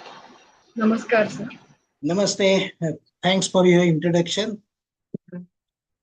I was listening right from 11:15 till moment all the dignitaries talking about engineering aspects as well as engineering intricacies.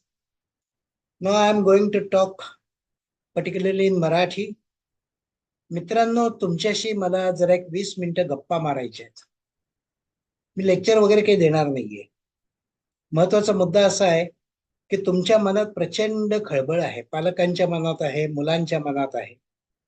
सुदैवाने विद्यालंकार सारख्या 60 सालापासूनच्या एका अत्यंत प्रख्यात इन्स्टिट्यूटच्या webinar मध्ये तुम्ही सामील झालेला आहात. 1960 साली चंद्रशेखर देशपांडे यांच्या वडिलांनी सर्व स्वरूपाच्या संशोधनातल्या करिअर सोडून देऊन मुलांना IIT आणि उत्तम स्वरूपाचं इंजिनिअरिंग कसं मिळावं याच्याकरता ही इन्स्टिट्यूट काढलेली आहे. आणि त्या इन्स्टिट्यूटच्या वेबिनार मध्ये मला सामील होण्याचा आज अंबादास देशमुख, चंद्रशेखर देशपांडे, चंद्रशेखर कुलकर्णी, डॉक्टर अमित ओक यांच्यामुळे सहभाग घेता आला. या सगळ्यांचे मी पहिल्यांदा आभार मानतो आणि आपण सगळेजण जॉईन झालात त्याच्याबद्दल आपलेही धन्यवाद देतो. महत्वाचा मुद्दा असा आहे की सशक्त परिवार असं माझ्या बोलण्याचा एक त्यांनी टायटल दिलेलं आहे. सशक्त असा शब्द इंजिनियरलाच का लावला जातो?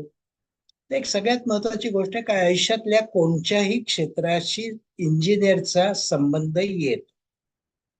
म्हणजे उदाहरणार्थ आता आपण वेबिनार मध्ये आहोत, लॅपटॉप कोणी निर्माण केला? इंजिनियरने केला. इंटरनेट कोणी एस्टॅब्लिश केलं? इंजिनियरनी केलं. इलेक्ट्रिक सप्लाय कोणी दिला? इंजिनियरनी दिला. त्याच वेळेला लॅपटॉपची बॉडी कोणी बनवली? मेकॅनिकल इंजिनियरनी बनवली. त्यातली चिप कोणी बनवली? इलेक्ट्रॉनिक्स इंजिनियरनी बनवली. या सगळ्या गोष्टींचा संबंध इंजिनियर या शब्दाशीच येऊन थांबतो. आणि तो जर येऊन थांबत असेल तर why not to be a good engineer first? Branch, college या सगळ्याच्या चर्चेमध्ये कृपा करून तुम्ही फार अडकू नका. मला विचाराल तर विद्यालंकारमध्ये 5 ब्रांचेस आहेत. त्याचं एलॅबोरेशन नंदुले मॅडमने छान सांगितलंय, डॉक्टर संगीता जोशीने सांगितलंय. पॅनल डिस्कशन करताना विविध लोकांनी त्याचं एलॅबोरेशन छान दिलेलं आहे. पण महत्वाची गोष्ट अशी लक्षात घ्यायची आहे की सगळ्या ब्रांचेस एकमेकांच्या हातात हात घालून छान काम करत असतात. आणि या सगळ्याच्या मुळाशी माझ्या शेजारी बसलेले डॉक्टर अंबादास देशमुख यांचं गणित मदत करत असतं. आता गणित मदत करत असतं त्याचं एक महत्वाचं कारण, आज सकाळीच माझं देशमुख सरांशी बोलणं झालं. इंजिनिअरिंग कुठल्याही ब्रांच मधलं तुम्ही सुरू करावं, गणिताचं 5 पेपर्स आपल्याला द्यावेच लागतात. M1 लागतो, M2 लागतो, M3 लागतो, M4 लागतो, M5 लागतो. आणि कुठल्याही विषयातला कुठल्याही ब्रांचचा इंजिनियर त्याला गणिताचा 60-70% सपोर्ट लागतो. आपल्याला मार्क चांगले मिळालेत, आपल्याला सीईटीचे मार्क चांगले मिळालेत, पण आपलं साधं व्यावहारिक गणित कसं आहे? आणि ते व्यावहारिक गणित जर सुधारायचं असेल तर त्याच्याकरता आपल्याला कष्टपूर्वक प्रयत्न करावे लागतात. हे नीट लक्षात घ्या. व्यावहारिक गणित म्हणजे काय? त्याचं एक छोटंसं मी उदाहरण सांगतो. लिफ्ट बसायची आहे बिल्डिंगला, 11व्या मजल्यावर इंजिनियर पोहोचलाय आणि तिथे जाऊन त्याला काही कॅल्क्युलेशन्स करायचे आहेत. कॅल्सी सुद्धा हातात नाही. त्यावेळेला तो काय त्या कॅल्सी करता, लॅपटॉप करता अडून बसणार आहे का? त्याला व्यावहारिक गणितच लागणार आहे ना. तोंडी काही ना काहीतरी हातात स्क्रिबलिंग करायला कागद सुद्धा नाही हातात. त्यावेळेला या सगळ्या गोष्टीचा उपयोग होत असतो, हे लक्षात घ्यायचं. दुसरी सगळ्यात महत्वाची गोष्ट आहे कन्व्हर्जन्स नावाचा प्रकार. हा आपण पुस्तकात मोबाईलमध्ये ठेवून देतो, प्रत्यक्षात वापरत नाही. एक छोटस उदाहरण देतो. आज सकाळी मी उठलो आणि एक बातमी वाचली. ती बातमी अशी होती की दिल्लीमध्ये प्रचंड पाऊस कोसळला. अरे हो, सगळे रस्ते भरलेले होते, गाड्या बुडलेल्या होत्या, सगळं तुंबलेलं होतं. खासदारांना घराबाहेर पडता आलं नाही. खूप चर्चा झाली. टीव्हीवरती काल संध्याकाळी ती चर्चा चाललेली होती. मी फक्त एकच आकडा पाहिला. किती पाऊस झाला, किती तासात झाला. तो आकडा असा होता, 4 तासात 244 मिलीमीटर पाऊस पडला. आणि दुसरा आकडा होता, 1936 सालानंतर पहिल्यांदाच एवढा पाऊस पडला. म्हणजे 36 साला पडलेला पाऊस आजही तसाच पडला ना. म्हणजे काही एकदम वेगळ्या स्वरूपाचं काही झालंय का? नाही. इंजिनियर अशा पद्धतीत प्रत्येक गोष्टीकडे बघत असतो, हे तुम्ही लक्षात घ्यायला पाहिजे. इंजिनियर म्हणजे त्याची ब्रांच, इंजिनियर म्हणजे त्याचाच विचार, इंजिनियर म्हणजे त्याचाच कोडिंग, हे जरा डोक्यातनं काढायला पाहिजे. आसपास दिसणाऱ्या प्रत्येक छोट्या छोट्या गोष्टींच्या मध्ये त्याचं जर बारकाईने लक्ष असलं आणि त्याचं इंटरप्रिटेशन, अनालिसिस करायला जर त्यांनी सुरुवात केली तर त्याला सगळ्यात महत्वाची गोष्ट अशी की व्यावहारिक गणिताची जोड लागते, कीन ऑब्झर्वेशनची जोड लागते, अनालिटिकल कपॅसिटी सतत वापरायला लागते. आणि अय्यप्पन सरांनी एक छान शब्द वापरला, तो मला आवडतो. पण पालक त्याला फारसं लक्ष देत नाहीत. ऍटिट्यूड पाहिजे. मला काय करायचंय त्याच्याबद्दलची मनाशी पक्की खात्री जर असेल तर तुम्हाला सगळी दिशा स्वाभाविकपणे मिळायला सुरुवात होत जाते. एक विद्यालंकारच्या संदर्भातलं एक छोटस उदाहरण देतो. कॉलेज कुठे आहे? वडाळ्याला. वडाळा कुठे आलं? दादरच्या आडबाजूला. पण तिथनं बाहेर पडायचं असेल तर ईस्टर्न एक्सप्रेस हायवे सुंदर आहे. 5 मिनिटात आपण मोकळ्या रस्त्याने लागू शकतो. मुंबईच्या बाहेर पडायचं असलं, वाशीला जायचं असलं, पुण्याला जायचं असलं किंवा आणखीन कुठे जायचं असलं तर त्या दिशेला जाण्याकरताचा तो रस्ता सुंदर आहे.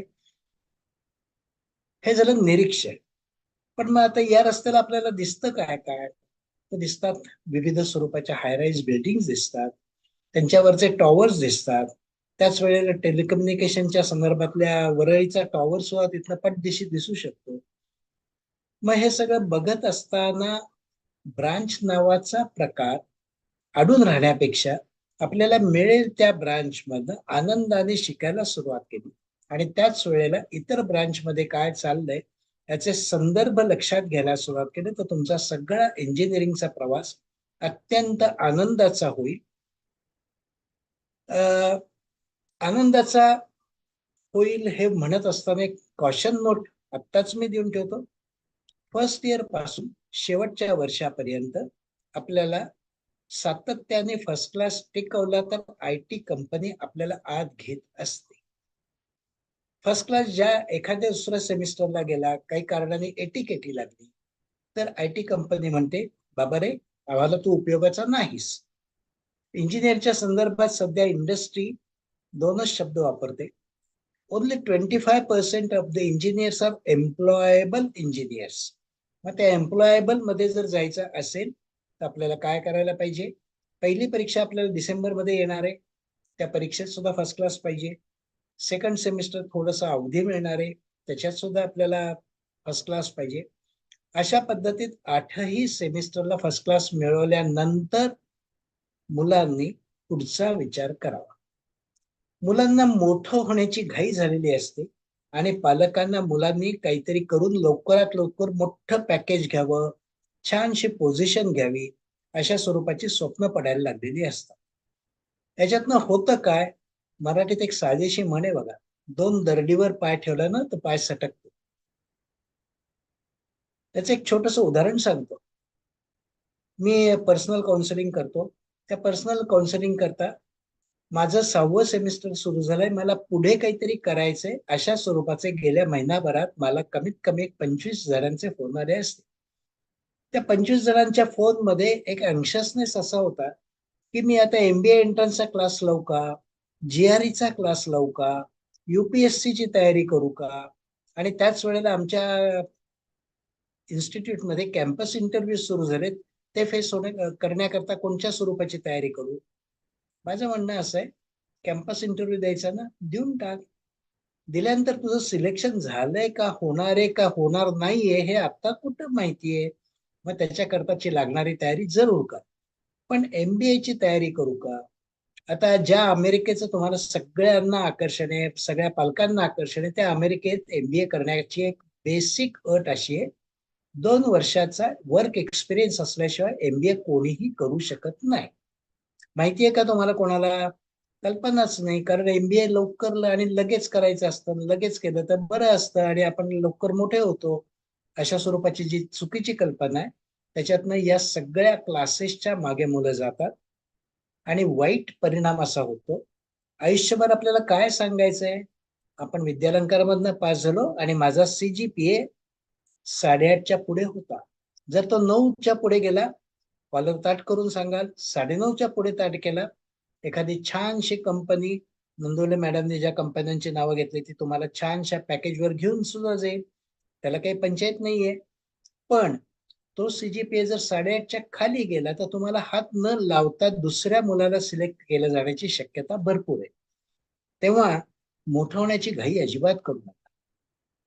आत्ताच्या सेमिनारमध्ये एक चर्चेमध्ये विषय असा आला होता की शिकत असताना आम्ही कोणते कोर्सेस करावे. मग ते कोडिंगचे करावेत का, किंवा एम्बेडेडचे करावेत का, की आणखीन काय करावे. या सगळ्याच्या संदर्भात मी एक छोटस तुम्हाला टिप म्हणून सांगतो. MOOC, मूक किंवा कोर्सेरा, या दोन्ही साईटवर जर तुम्ही गेलात ना तर अक्षरशः हजारभर तरी कोर्सेस तुमच्याकरता उपलब्ध दिसतात. दिसतं ते सगळंच करायचं नसतं, हेही लक्षात ठेवायचं. त्यातलं आपल्याला काय झेपतंय, कसं झेपतंय, सुरुवात केली तर ते आवडतंय की नाही. बरे, यातले जवळजवळ 80% कोर्सेस फ्री असतात, पण सर्टिफिकेट मिळतं. अशी सर्टिफिकेट 4-5 तुमच्याकडे असली तर त्याचा फायदा नोकरी करता डेफिनेटली होतो. इंटरडिसिप्लिनरी नोकरी करता सुद्धा खूप मोठा होतो. हे लक्षात जर घेतलं तर असे कोर्सेस सामान्यपणे मी नेहमीच असं सुचवतो की 4थ्या सेमिस्टर पासून सुरुवात करा. 4, 5, 6 ही 3 सेमिस्टर सामान्यपणे कॉलेजमधल्या एक्स्ट्रा करिक्युलर ऍक्टिव्हिटीज एन्जॉय करण्याकरता असतात. काही जण गेम्स खेळतात, काही जण गेमिंग मध्ये जायचा विचार करतात, काही जण एखाद्या सिनेमाच्या संदर्भात काहीतरी करावं का काय विचार करतात, ऍक्टिंग मध्ये काही जण प्रयत्न करतात. या सगळ्या एक्स्ट्रा करिक्युलर ऍक्टिव्हिटीज कोणकोणच्या तुमच्या कॉलेजमध्ये अवेलेबल आहेत याची पूर्ण माहिती तुम्हाला दिलेली आहे. पण 4थ्या, 5व्या आणि 6व्या या 3 सेमिस्टर पुरतच ते लिमिटेड ठेवा. पहिलं आणि दुसरं सेमिस्टर हे अत्यंत टफ असतं. त्याच्यात अभ्यासच करायचा असतो, मार्क वाढवायचे असतात. 11वी 12वीला तुमच्याकरता तुमच्या पालकांनी खूप मोठी फी भरून क्लासेस लावलेले होते. क्लास या शब्दाचा अर्थ माझ्या दृष्टीने एकच आहे. तुम्ही केलं होतं आणि क्लासवाले तुम्हाला चमच्यानी भरवत होते. माझ्या माहितीत महाराष्ट्रात इंजिनिअरिंग साठीचे क्लासेस नावाचा प्रकार नाहीच आहे. बरोबर आहे ना हो सर? त्या जर क्लासेस नावाचा प्रकारच नसेल तर चमच्याने भरवणं थांबवून आता स्वतःच्या हाताने जेवायला शिकायला पाहिजे ना. आणि ते जर शिकायला पाहिजे असेल तर चांगली पहिली 50-60 कॉलेजेस सोडली तर इतर कॉलेजमध्ये सिनियर्सच्या नोट्स घेणं आणि त्या वाचून परीक्षेपुरतं प्रॉबेबल क्वेश्चनची तयारी करणं नावाचा प्रकार सुद्धा अनेक मुलं करतात. कृपा करून त्या फंदात पडू नका. टेक्स्टबुक विकत घ्या, ती उघडा, रोज वाचा. समजलं नाही, अख्खा विद्यालंकारचा स्टाफ तुमच्याकरता मदतीला तयार आहे. सगळ्यात ज्या पालकांच्या हातात काही जर वही पेन असलं तर 4 शब्द त्यांनी लिहून घ्यायचे. इंजिनिअरिंगचा अभ्यास किंवा कोणताही सिरियस अभ्यास कशा पद्धतीत करायचा असतो याच्याबद्दलचे ते 4 शब्द आहेत. रीड याचा अर्थ एका वेळेला 4 पानाच्या पलीकडे अजिबात वाचू नका. 4च पानं वाचा. मग आता इंग्लिश मीडियम मधनं शिकलेली जर मुलं असतील तर ती 4 पानं वाचायला मॅक्झिमम त्यांना 40 मिनिटं लागते. आयडियली 30 मिनिटात संपायला काही हरकत नाही. 40 मिनिटात 4 पानं वाचून झाली की नंतरचे 20 मिनिटात तुम्हाला पॉवर पॉइंट बेस्ड किंवा छोट्या छोट्या स्वतःच्या शब्दातल्या नोट्स, म्हणजे डावीकडे जे बघितलंय ते आपल्याला उजवीकडे नाही लिहायचं, तर ते स्वतःच्या शब्दात एक्सप्रेस करता येण्याकरताचे शब्द वापरून द्यायचे. तर अशा स्वरूपाच्या नोट्स काढायचा प्रयत्न करायचा. त्या रीड म्हणजे फक्त 4 पानं वाचा. दुसरा शब्द आहे तो राईट, म्हणजे थोडक्यात बुलेट नोट्स काढा, पॉवर पॉइंट सारख्या काढा. नंतर ती वही बंद करून 3 आठवडे बाजूला ठेवून द्या. 3 आठवडे बाजूला ठेवून दिल्यानंतर 3 आठवड्यांनी एखादी मैत्रीण शोधा, एखादा मित्र शोधा. नाहीच मिळालं तर आहेच आपला बॉयफ्रेंड आहे किंवा गर्लफ्रेंड आहे, आणि त्याला या सगळ्या नोट्स समजावून सांगायचा प्रयत्न करायचा. फक्त नोट्स समोर ठेवायचा. अख्खा चॅप्टर तुम्हाला ज्या मिनिटाला आठवेल त्या मिनिटाला इंजिनिअरिंगचं डिस्टिंक्शन तुमचं नक्की झालं असं समजा. तेव्हा तिसरा शब्द लिहून घ्यायचा, एक्सप्रेस. तो करायचा आहे 2 ते 3 आठवड्यांनी. म्हणजे आज वाचलं, आज लिहिलं आणि उद्या सांगितलं तर कोणी सांगू शकणार आहे. पण 3 आठवड्यांनी त्या नोट्स समोर ठेवल्यावर ज्याला ते आठवेल, जो सांगू शकेल, तो चांगला इंजिनियर कायमचा बनेल. आणि चौथा शब्द आहे डिस्कस.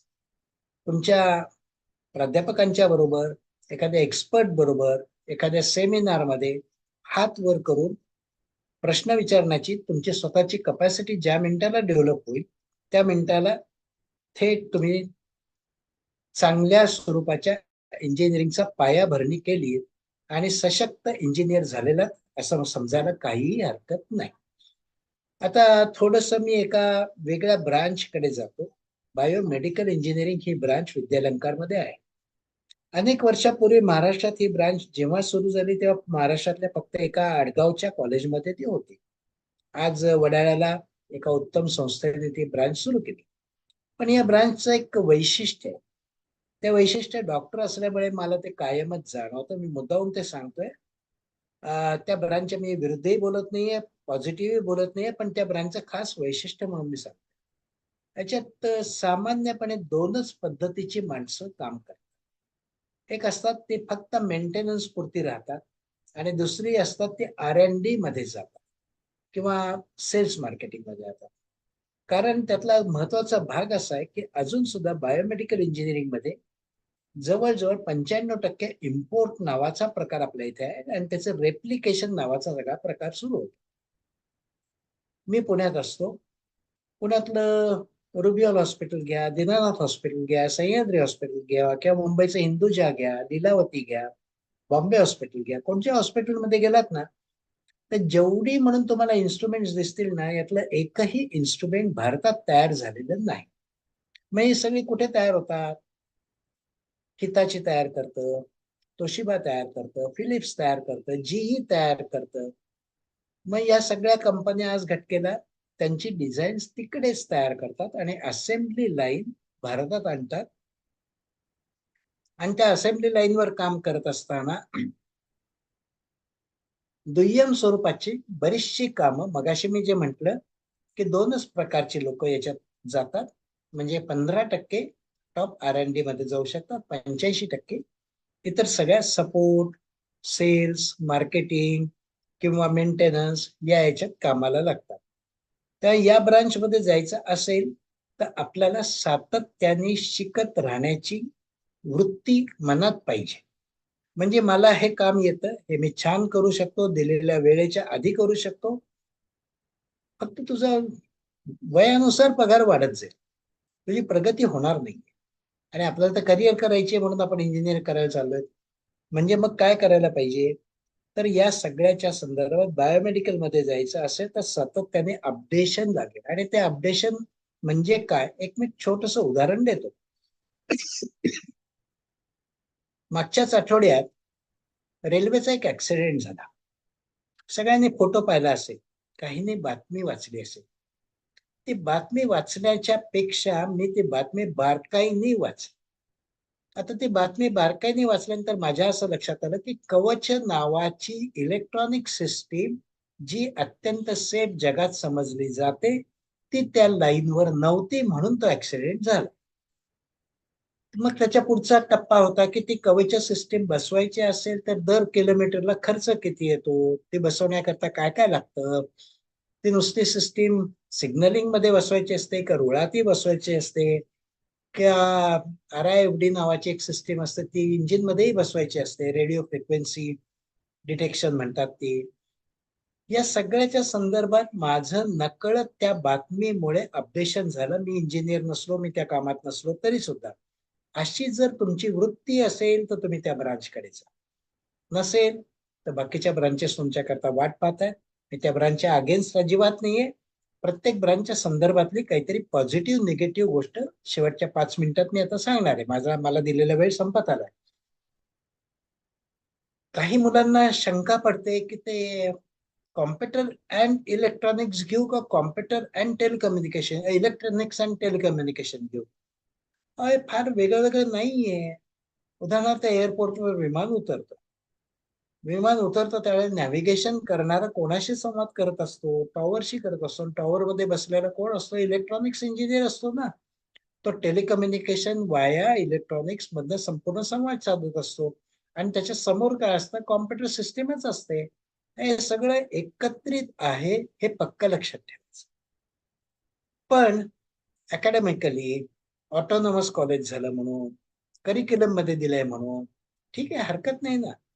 मी एक त्याला छोटस उदाहरण देतो. जिलबी नावाचा पदार्थ आहे.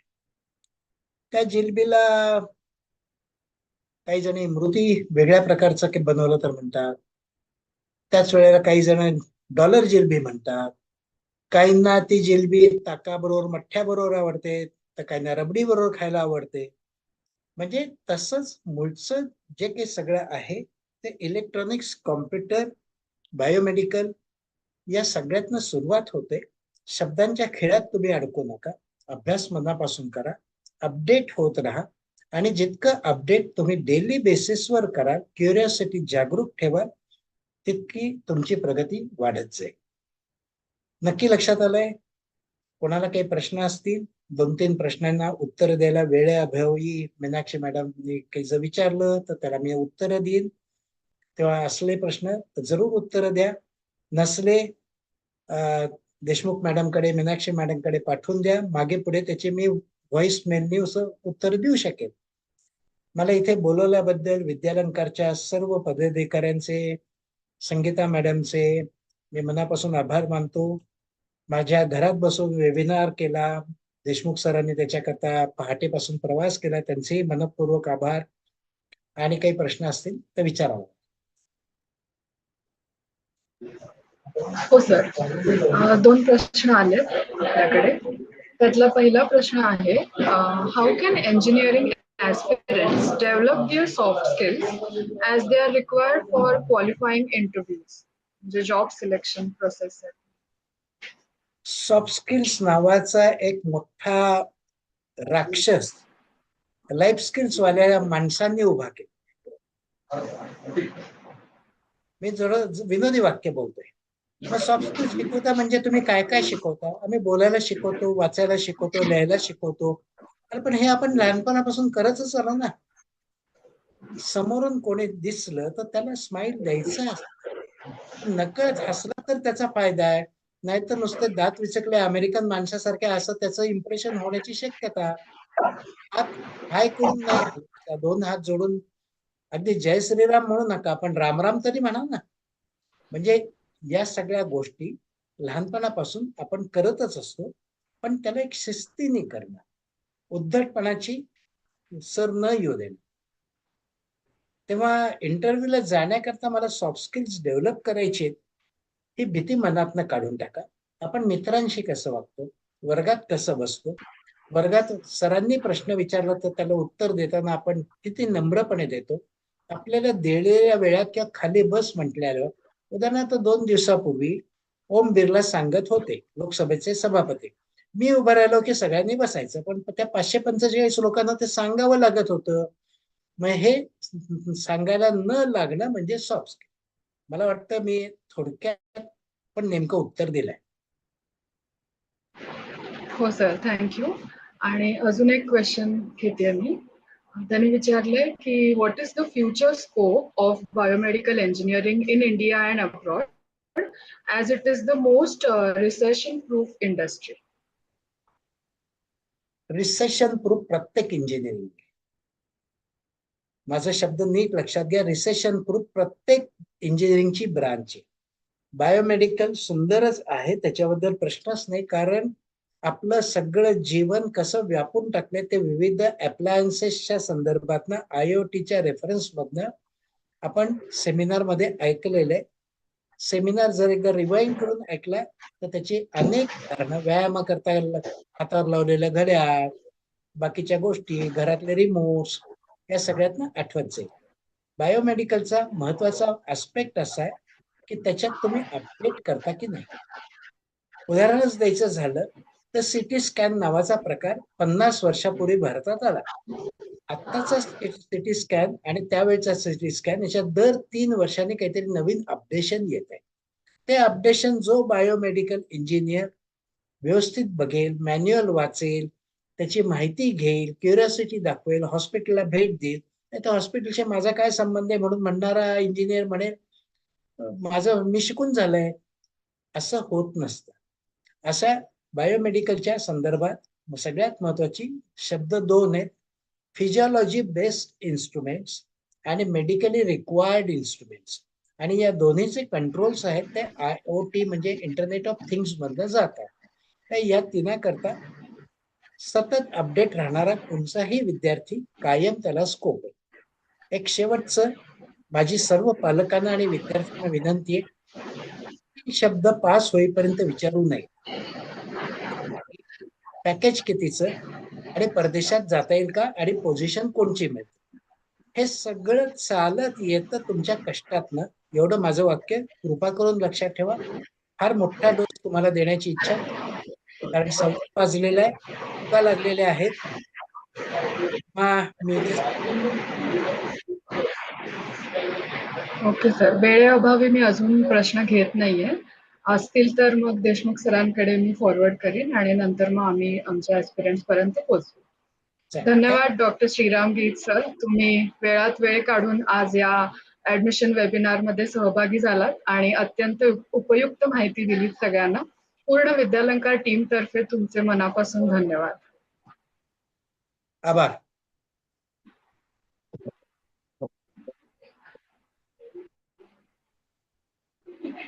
Now, I would like to invite Ms. Rucha Kulkarni, Madam, from Team Vidyalankar, to brief you all about engineering admissions.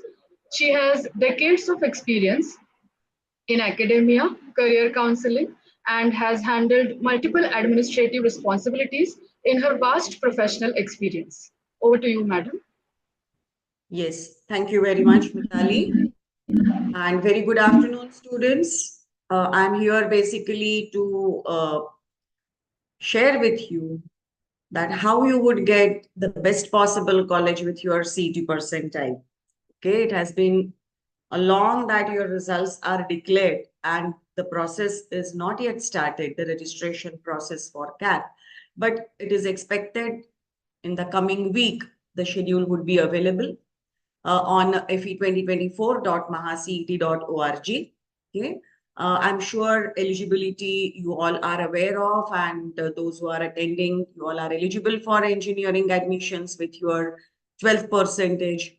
So admissions would happen by the processes. The major one is a centralized admission process, that is CAP, and through which different types of seats which are filled in are Maharashtra state seats, minority seats, all India seats. Students, Maharashtra state seats, minority seats, for which the criteria is going to be your CET percentile, and every Maharashtra domicile student is eligible for these seats. Okay. Abhi Maharashtra domicile student means a student who is born in Maharashtra, taken his 10th and 12th from Maharashtra. So no need to go for any specific domicile certificate. Your birth certificate or living certificate wherein your date of birth is mentioned is the proof sufficient. There are all India seats which are filled in through CAP, and these are 15% of the seats in all unaided, means private colleges. Merit considered is JEE Main AIR. Now, all India seats का मतलब ये होता है कि along with you all, means students from Maharashtra, even students from other states are eligible for state colleges through these seats. Now, for all these seats, you are required to fill in one single online application form. We are expecting that the process would start maybe in coming week. And then through these different steps, then when the CAP process will start, for which you need to fill in one single online option form. And there will be 3 rounds of CAP. All rounds will be allotment type. We will see this process in detail. So though this process is the major one, that's not the only process. There is another process known as institute level process, applicable to all private, means unaided colleges. 20% of the seats are filled in at the respective college at the institute level, of course, on the basis of merit of CET. But this process is online or offline, but at the institute level, means it is not centralized. So for these 20% of the seats in all private colleges, you need to approach the college, means visit website of the college and look in for their schedule for admissions to these institute level process. Through CAP, a student would get maximum 1 allotment.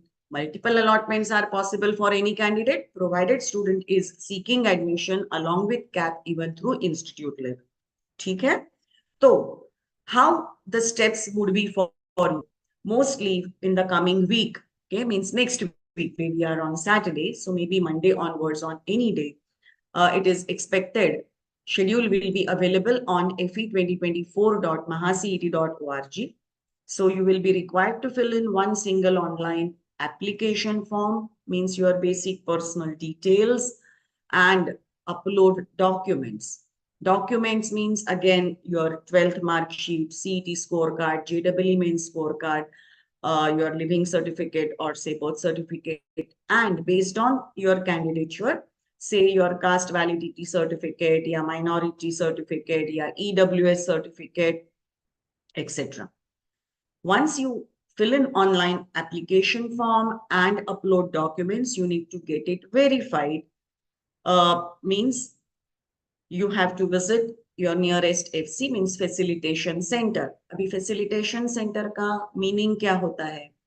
If a candidate is not able to scan and upload documents, you can You are given a facility to even visit the nearest center.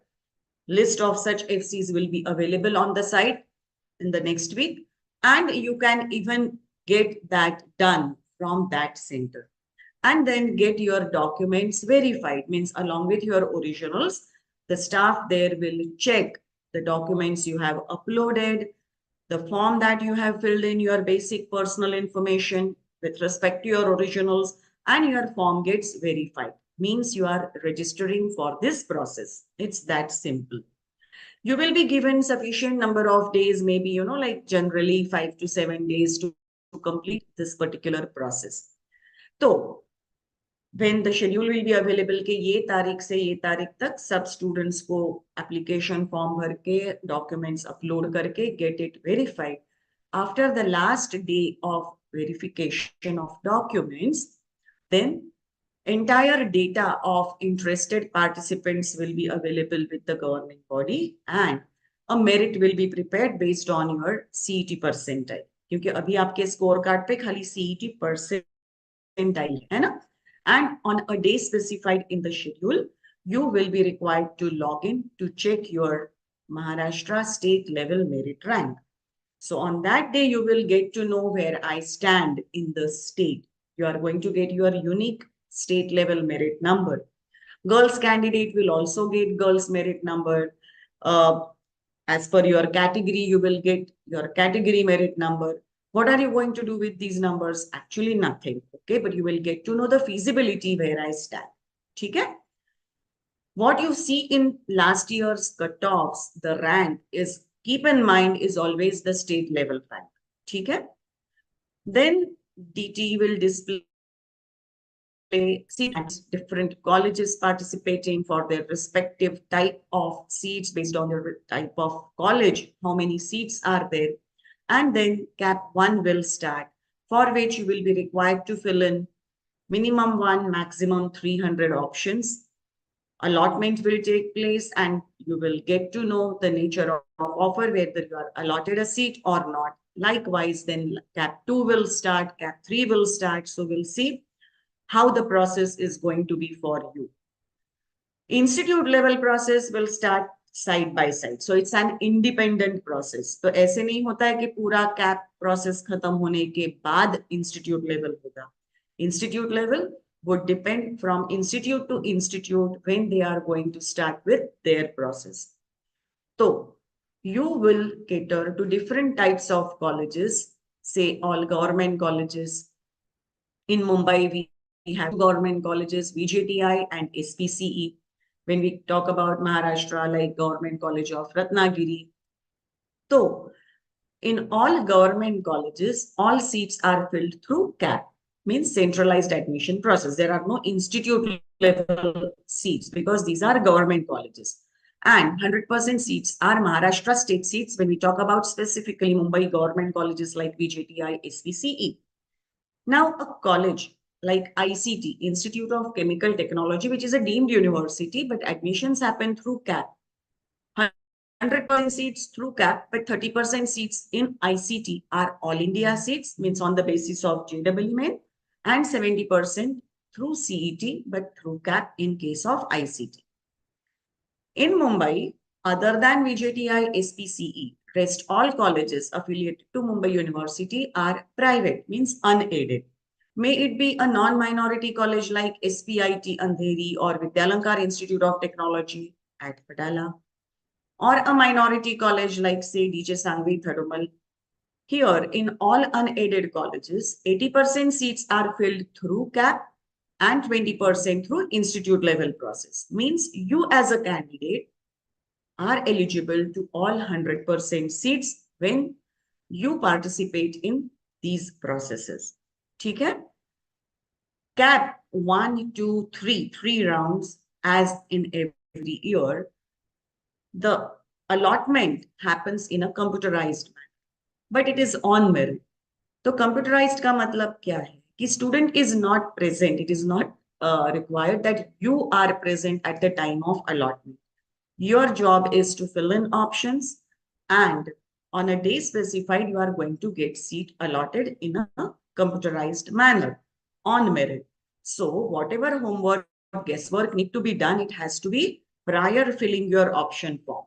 So what is important is how I need to fill in my option. What is an option? In simple words, okay, it is a combination of college and the branch of engineering, means the course that you want to opt for. It is expressed as a unique 9-digit code known as a choice code. First 4-digit, I mean, when the cap 1 will start, a candidate will look in, or when you will opt for a particular college, say Vidyalankar Institute of Technology from Mumbai University. So when you select that college, a 4-digit code will get fetched for the college. That is first digit, that specify the region. Say for Vidyalankar, since it's in Mumbai, it will start with a digit 3. So 3139 is the code for Vidyalankar Institute of Technology. So all colleges in Mumbai, you will find they will start with a code 3. You don't have to by heart any such codes. Concern is when you opt for college, what will get displayed in your option form is a code. You will opt for, say, the branch of engineering, for example, computer engineering, for which 3 digits will get fetched 245 for computer engineering. Means in your choice code or in option, first 4-digit that specify the college, next 3-digit is for the course, means the branch of engineering. Next digit is by default 1 because all colleges run in general shift. So that is 1. And the last digit is for the type of seat, engineering seat. It has nothing to do with your gender or caste or minority. It is only on the basis of the income, family income for the candidate. 0 means a general seat. For most of the students, it's going to be 0. And 1, that stands for TFWS, means tuition fee waiver scheme seat. A candidate whose family income is less than 8 lakhs per annum. Such candidates are eligible for these TFWS seats. These seats are over and above the sanctioned intake, 5% of the sanctioned intake in all colleges. So, such eligible candidates can opt for a TFWS seat for the college of their interest and for the branch of their interest. Needless to say, ये candidates को जब आप documents upload करते हो तो आपको वो income certificate भी अपलोड करना होता है. Only then when you get merit rank, you will also get TFWS merit rank. ठीक है? For rest all students, the last digit would be 0, means general seat. So you will be selecting for the colleges of your choice, for the branches of your interest, when you are going to fill your option form, when cap 1 will start. In short, your option form would be a series of such 9-digit codes. For example, say 3139245110. What it means? Vidyalankar Institute of Technology, Computer Engineering, General Shift, General Seat. When you opt for some other branch in the same college, you are utilizing another option. You have plenty of options, right? Minimum 1, maximum 300. Point here is for every college, every branch, it is a separate option. So 3139372210 means you are opting for Vidyalankar College, but telecommunication engineering. Some other college, telecommunication, so the course code would remain same. Sorry. Through CAP, you can apply to any seat in Maharashtra. If you opt for some college in Pune, it will start with a digit 6. A student who is eligible for TFWS, last digit would be 1. What would come here is 1T, that's for TFWS. So, your option form would appear as a series of such 9-digit codes. So to prepare your options now, means before actually your CAP begin, it should be ready on your paper, not in terms of these codes, but in terms of list of colleges and the branches of your interest. Need to know, of course, what all different branches of engineering. In this today's session, already the experts have said about different branches of engineering. So say the branches like electrical, the mother branch, and number of branches which have emerged out from this core branch are, say, computer engineering, information technology, electronics and telecommunication engineering, electronics and computer science, biomedical instrumentation. So these are the branches. In whichever branch you get into, keep in mind that the subjects that you are going to study would remain more or less similar than the core branch like mechanical engineering and its offshoots like automobile production, marine, aerospace. So from second year, the students would be studying, entirely different set of subjects when you are in these branches. Chemical engineering, another branch, civil. So point here is you need to identify branch of your primary interest and also 2-3 allied branches, because you need to know the feasibility that with my rank, with my percentile, if I'm opting for a particular college, which all other branches I would be comfortable with. Then comes selecting the college. So prepare a list of colleges which are acceptable to you. Why I'm saying acceptable? Because it's your option form. You will be allotted a college basis the options that you have put in your form. Okay. So based on definitely the teaching quality, the fee structure, the distance, okay, where the college is, about the placement records, you already must have visited a few of the colleges. If not, still you have a time, go and visit the colleges. You will also get a chance to meet students studying in the colleges. Having interaction with them will also help you to decide on which all colleges I would like to get into. So with list of such colleges and the branches, you are going to prepare your option form.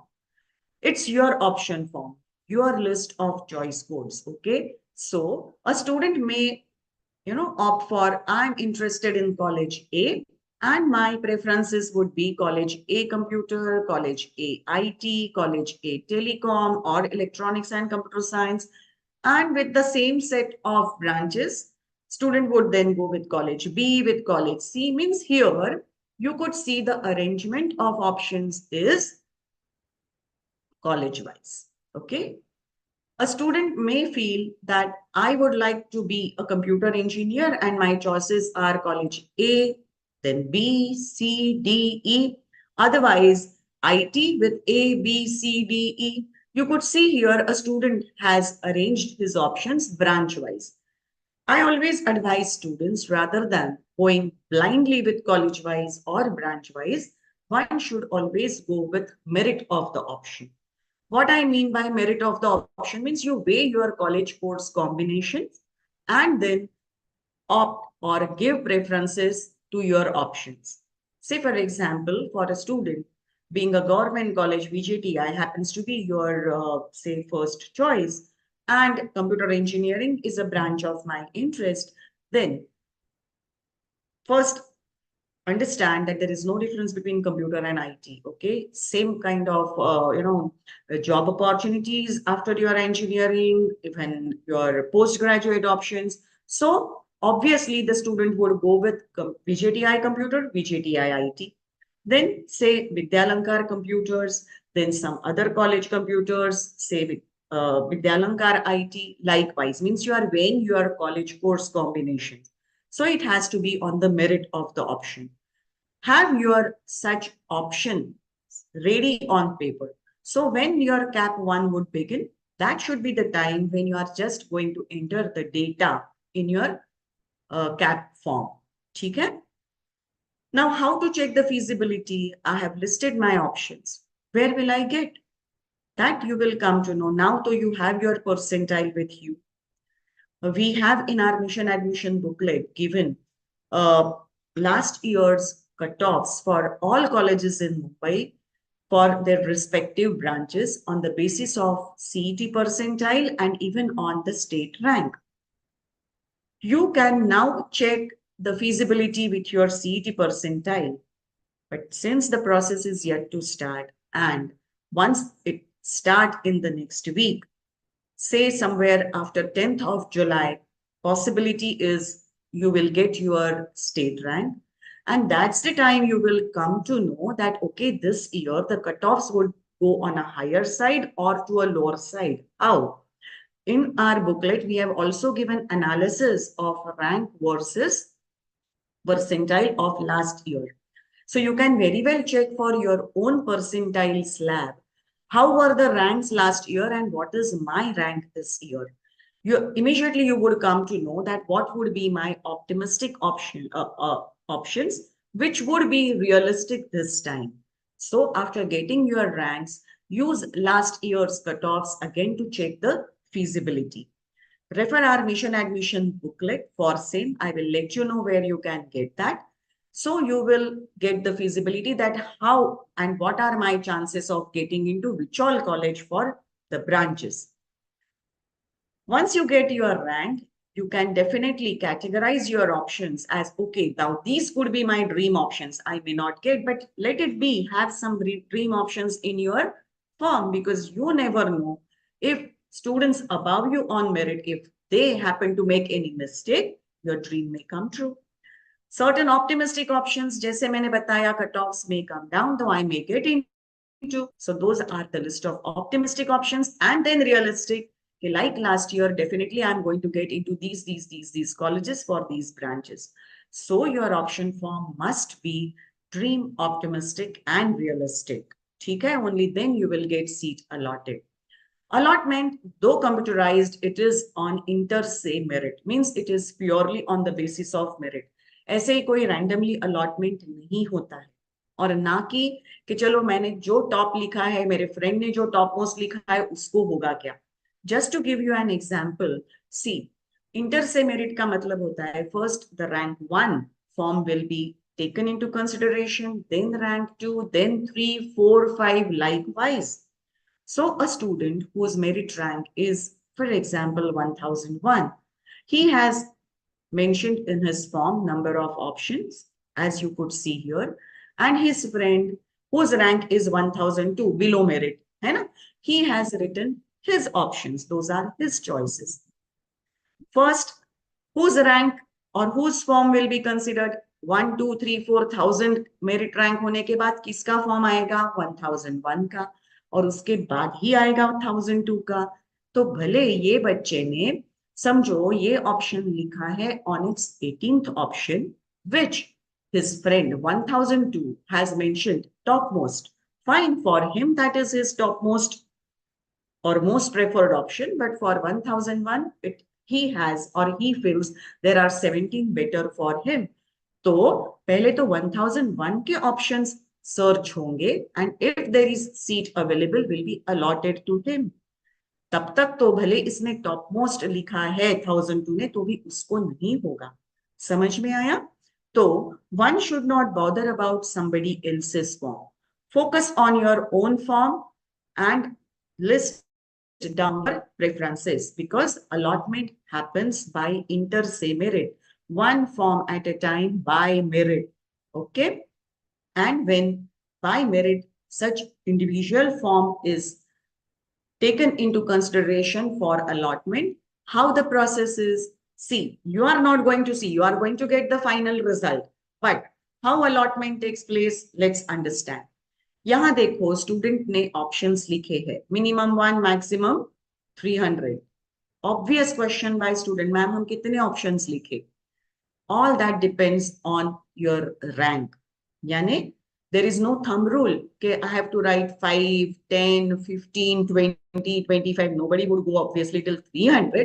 लेकिन मेरा अगर single digit rank है, मैं तो खाली 1 या 2 options लिखूंगी. अगर डबल ट्रिपल डिजिट रैंक है तो मैं एटलीस्ट 5-6 ऑप्शंस लिखूंगी. अगर वो आता है 5000, 10,000, तो मुझे 15-20 ऑप्शंस तो लिखने ही लिखने हैं. Keep in mind that you are writing your options as per your priority, your preferences. So first one is the most preferred, then second, then third, then fourth, fifth, likewise. Computer is not going to check ये बच्चे के लिए इसमें से best कौन सा है. You are indicating your preferences, that first means my most preferred option. So when allotment would take place by inter se merit for an individual candidate, it will check on first option, means okay, for this college, this course, is the seat available? अभी देखो ये option form जो है यहाँ पे वापस मैं बता रही हूँ. What is an option? First four digit college, next branch of engineering, general shift, general seat. Means nowhere in the option you have to specify that I am applying for minority quota, I am applying for girls quota, or I am applying for my caste category. No. Your candidature, when you are getting your form verified, is getting fixed. So your respective type of seat will be checked for your respective merit during this allotment. तो आपको खाली आपके preferences देने हैं. तो जब ये first option देखता है प्रोग्राम कि ओके ये कॉलेज में ये कोर्स के लिए सीट है क्या, क्योंकि ये मेरिट पे जब फॉर्म आता है तो उसके ऊपर जो स्टूडेंट्स हैं मेरिट में उनके लिए सब सीट्स ये कॉलेज के ये कोर्स के ऑलरेडी अलॉट हो गए हैं ड्यूरिंग द प्रोसेस. तो नॉट अलॉट, नॉट अवेलेबल, आपको नहीं दिखेगा, मैं खाली प्रोसेस बता रही हूँ. So computer will check for the second option, is the seat available? No. Third, is it available? No. समझो ये स्टूडेंट ने खाली 3 ही ऑप्शंस लिखे. Then what will be the final outcome? No allotment, which is a major problem. देखो first CAP में सभी seats सभी बच्चों के लिए है ना ओपन, इसीलिए आपको खाली ड्रीम ऑप्शंस लिख के छोड़ना नहीं है. You must write dream, optimistic, and your form must have realistic options. So here a student you could see has written number of options. The search will continue now to the fourth. Okay, now for the fourth seat is available. Search ends at a very first available vacancy and seat gets allotted. अभी allotment result आने के बाद student को लगता है अरे मुझे तो वो मैंने 5th में लिखा था ना, वो चाहिए, that was better. So then whose mistake it's going to be? It's your mistake. If you feel that 5th was my better, you should have written it prior. So not to lose on a good option, make sure you arrange your options as per your preferences. Dream at the top, then optimistic, and then realistic. If you do not write any option, means you are skipping round 1. That nobody should do. You must participate in first round because that's the round where all seats are available to all. Subsequent rounds are going to be vacancy rounds. समझ में आया? So you are allowed to write minimum 1, maximum 300 options in each round. Clear? So this is how you need to fill in your option. There would be 3 rounds of CAP, for which to begin with round 1, you are required to fill in your option, and then provisional allotment will take place. On a day specified, you have to log in to check the result, means what's the nature of allotment. Once you are allotted a seat, you need to then pay seat acceptance fees, 1,000 rupees online to secure the seat, and then you have a choice whether to freeze it or go for betterment in the subsequent round 2, and so also for round 3. See, what happens when you get your result of first cap, seat allotted. ये मैं खाली आपके लिए बता रही हूँ, आपका option form तो चॉइस कोड से ही होगा. But here when a student would get to know that, okay, I have been allotted 7th option, VJTI electronics. So once allotted, one has to secure it by paying 1,000 rupees online. ठीक है? Now student is allotted here option number 7, means the seat in VJTI Telecom or in COEP IT or in VJTI IT or in computers, it's not available, means for his merit, students who are above him on merit, they were allotted those seats, and so for him, the best possible option as per his preference is VJTI electronics that got allotted. Even if there is seat available, say in COEP electronics, which a student has mentioned at option number 8, will not be allotted because he has preferred VJTI electronics over COEP electronics. Clear? So option 8, 9, 10, though mentioned by the student, will not be searched. The seat gets allotted to the best possible option at the top. So once get allotted, you have to pay seat acceptance fees, and then a candidate has choice whether to freeze it or go for betterment in the subsequent round. If a student is going to freeze, then candidate would be out from the subsequent rounds. But if you click on no freeze, means you are interested in participating in further rounds to check for the better option if get allotted. Means what? Say in round 1, when allotment takes place, and to any candidate, if seat is allotted to your very first option, means topmost, most preferred option, then that gets auto freeze. Okay, so that has to be your dream option. If you get yes, you are happy, because first option, if allotted, gets auto freeze and you are out of the cap but with your admission in hand. Okay? Then such candidates, by checking the schedule, has to go to the institute to pay your college fees and your admission is done. Just wait for the college to start after the cap process. Okay. Now students who are allotted, or majority of the students, okay, those who are allotted a seat to any option number 2 onwards, you still have a choice to freeze. Okay, you still have a choice to freeze and then, okay, I'm happy with it. I will not be interested in further rounds. You are still, but in general, why one would be, most of the time, the students would click on no freeze and secure the seat by paying 1,000 rupees, but would like to go for betterment in the second cap round. Unfortunately, if a student do not get any seat allotted in a first cap, he don't have to do anything. He is automatically eligible for the second cap round. So, in the very first cap round, all students would be participating. Students will be allotted college as per the options they have mentioned and obviously as per the merit.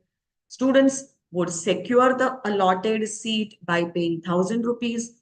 Most of the students would go for betterment, okay, for round 2. So naturally, in round 2, when it will start, before that, CET cell would display, the DT will display the vacancy positions, okay, for you. And then you will start with round 2. Yes, you are allowed to edit options when you go for round 2, but I always advise students, in a very first cap round, if you fill your options properly, there is no need to make any changes in your option form. Anyway, you have secured one seat and now you have gone to second round. So it will just check for the upper, means better options, if any vacancy in the allotment round. अभी जो student को first round में allotment नहीं आया था और पहली बार अगर सेकंड राउंड में अलॉटमेंट आता है, only those candidates have to pay seat acceptance fees. जो स्टूडेंट्स ने पहली बार सीट एक्सेप्टेंस फी भर दी है and now they have come for betterment in the second CAP, you have to just check whether I'm still at the same position. Means, let's take the same example. Student was allotted option 7 in our example. If in the second round, if he's still at 7, fine, just go with not freeze, means go for betterment in the third cap. If a student is allotted a better seat, basis vacancies, right?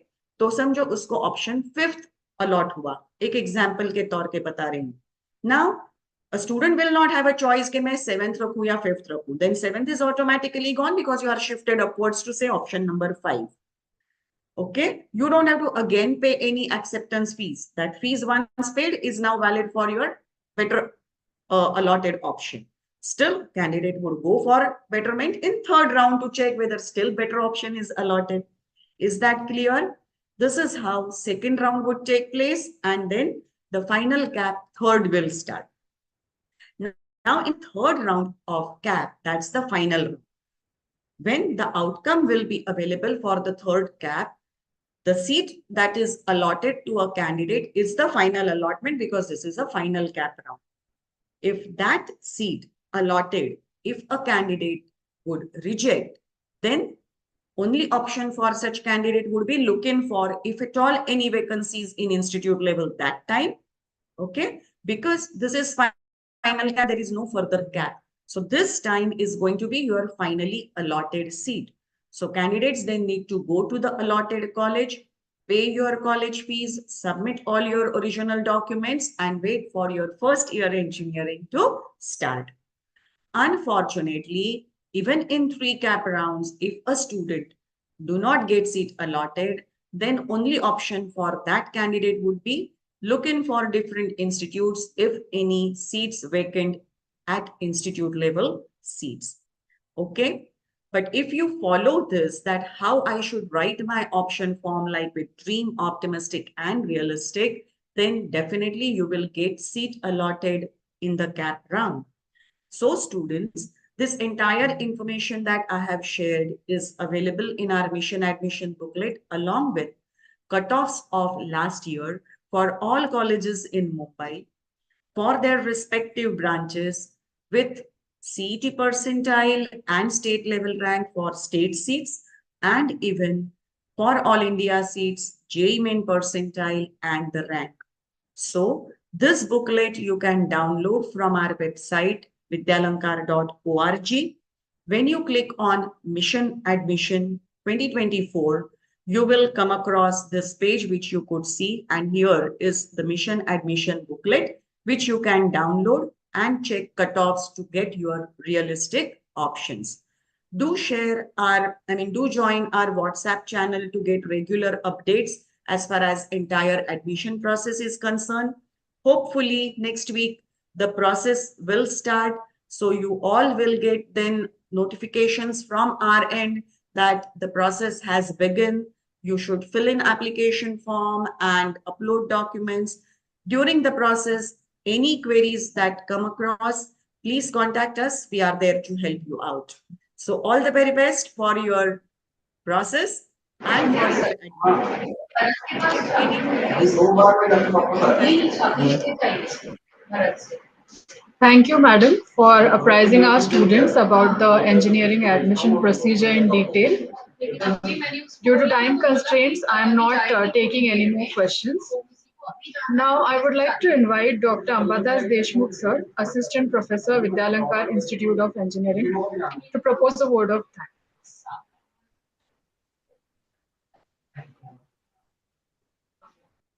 Namaste.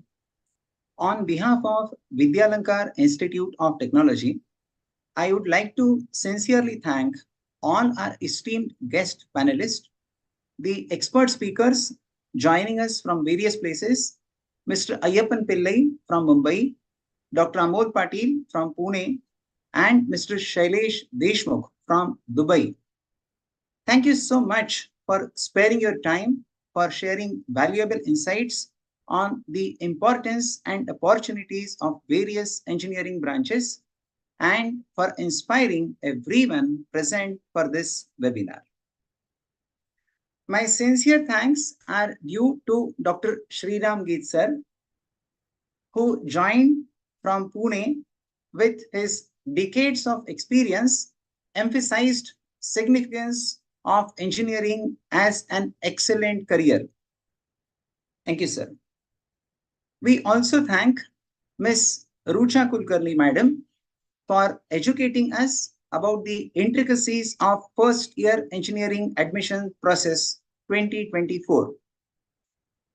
I also take this opportunity to extend my thanks to our in-charge principal, Dr. Sangeeta Joshi, madam, Chief Academic Officer, Dr. Saurabh Mehta, sir, Chief Operations Officer, Dr. Amit Oak, sir, Vice Principal, Dr. Varsha Bhosle, madam, Moderator of the panel discussion, Professor Pankaj Vanwari, Convener of this webinar and first year engineering in charge, Professor Sonali Borkar, madam, Coordinator of this program and first year engineering department academic officer, Professor Meenakshi Nandula, madam, the entire organizing team, Triple I committee, and the enthusiastic audience, budding technocrats and their parents.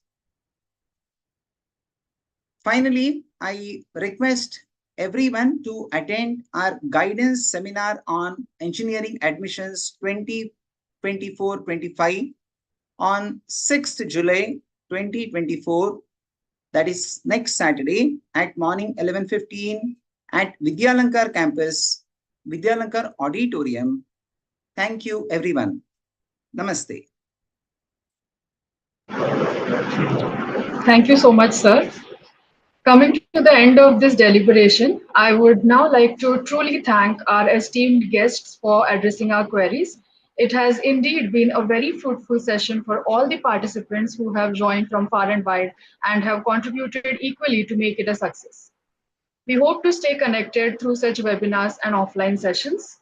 On this note, VIT has organized another informative seminar, as told by Sir, on 6th of July in the offline mode at Vidyalankar Institute of Technology, Vadala.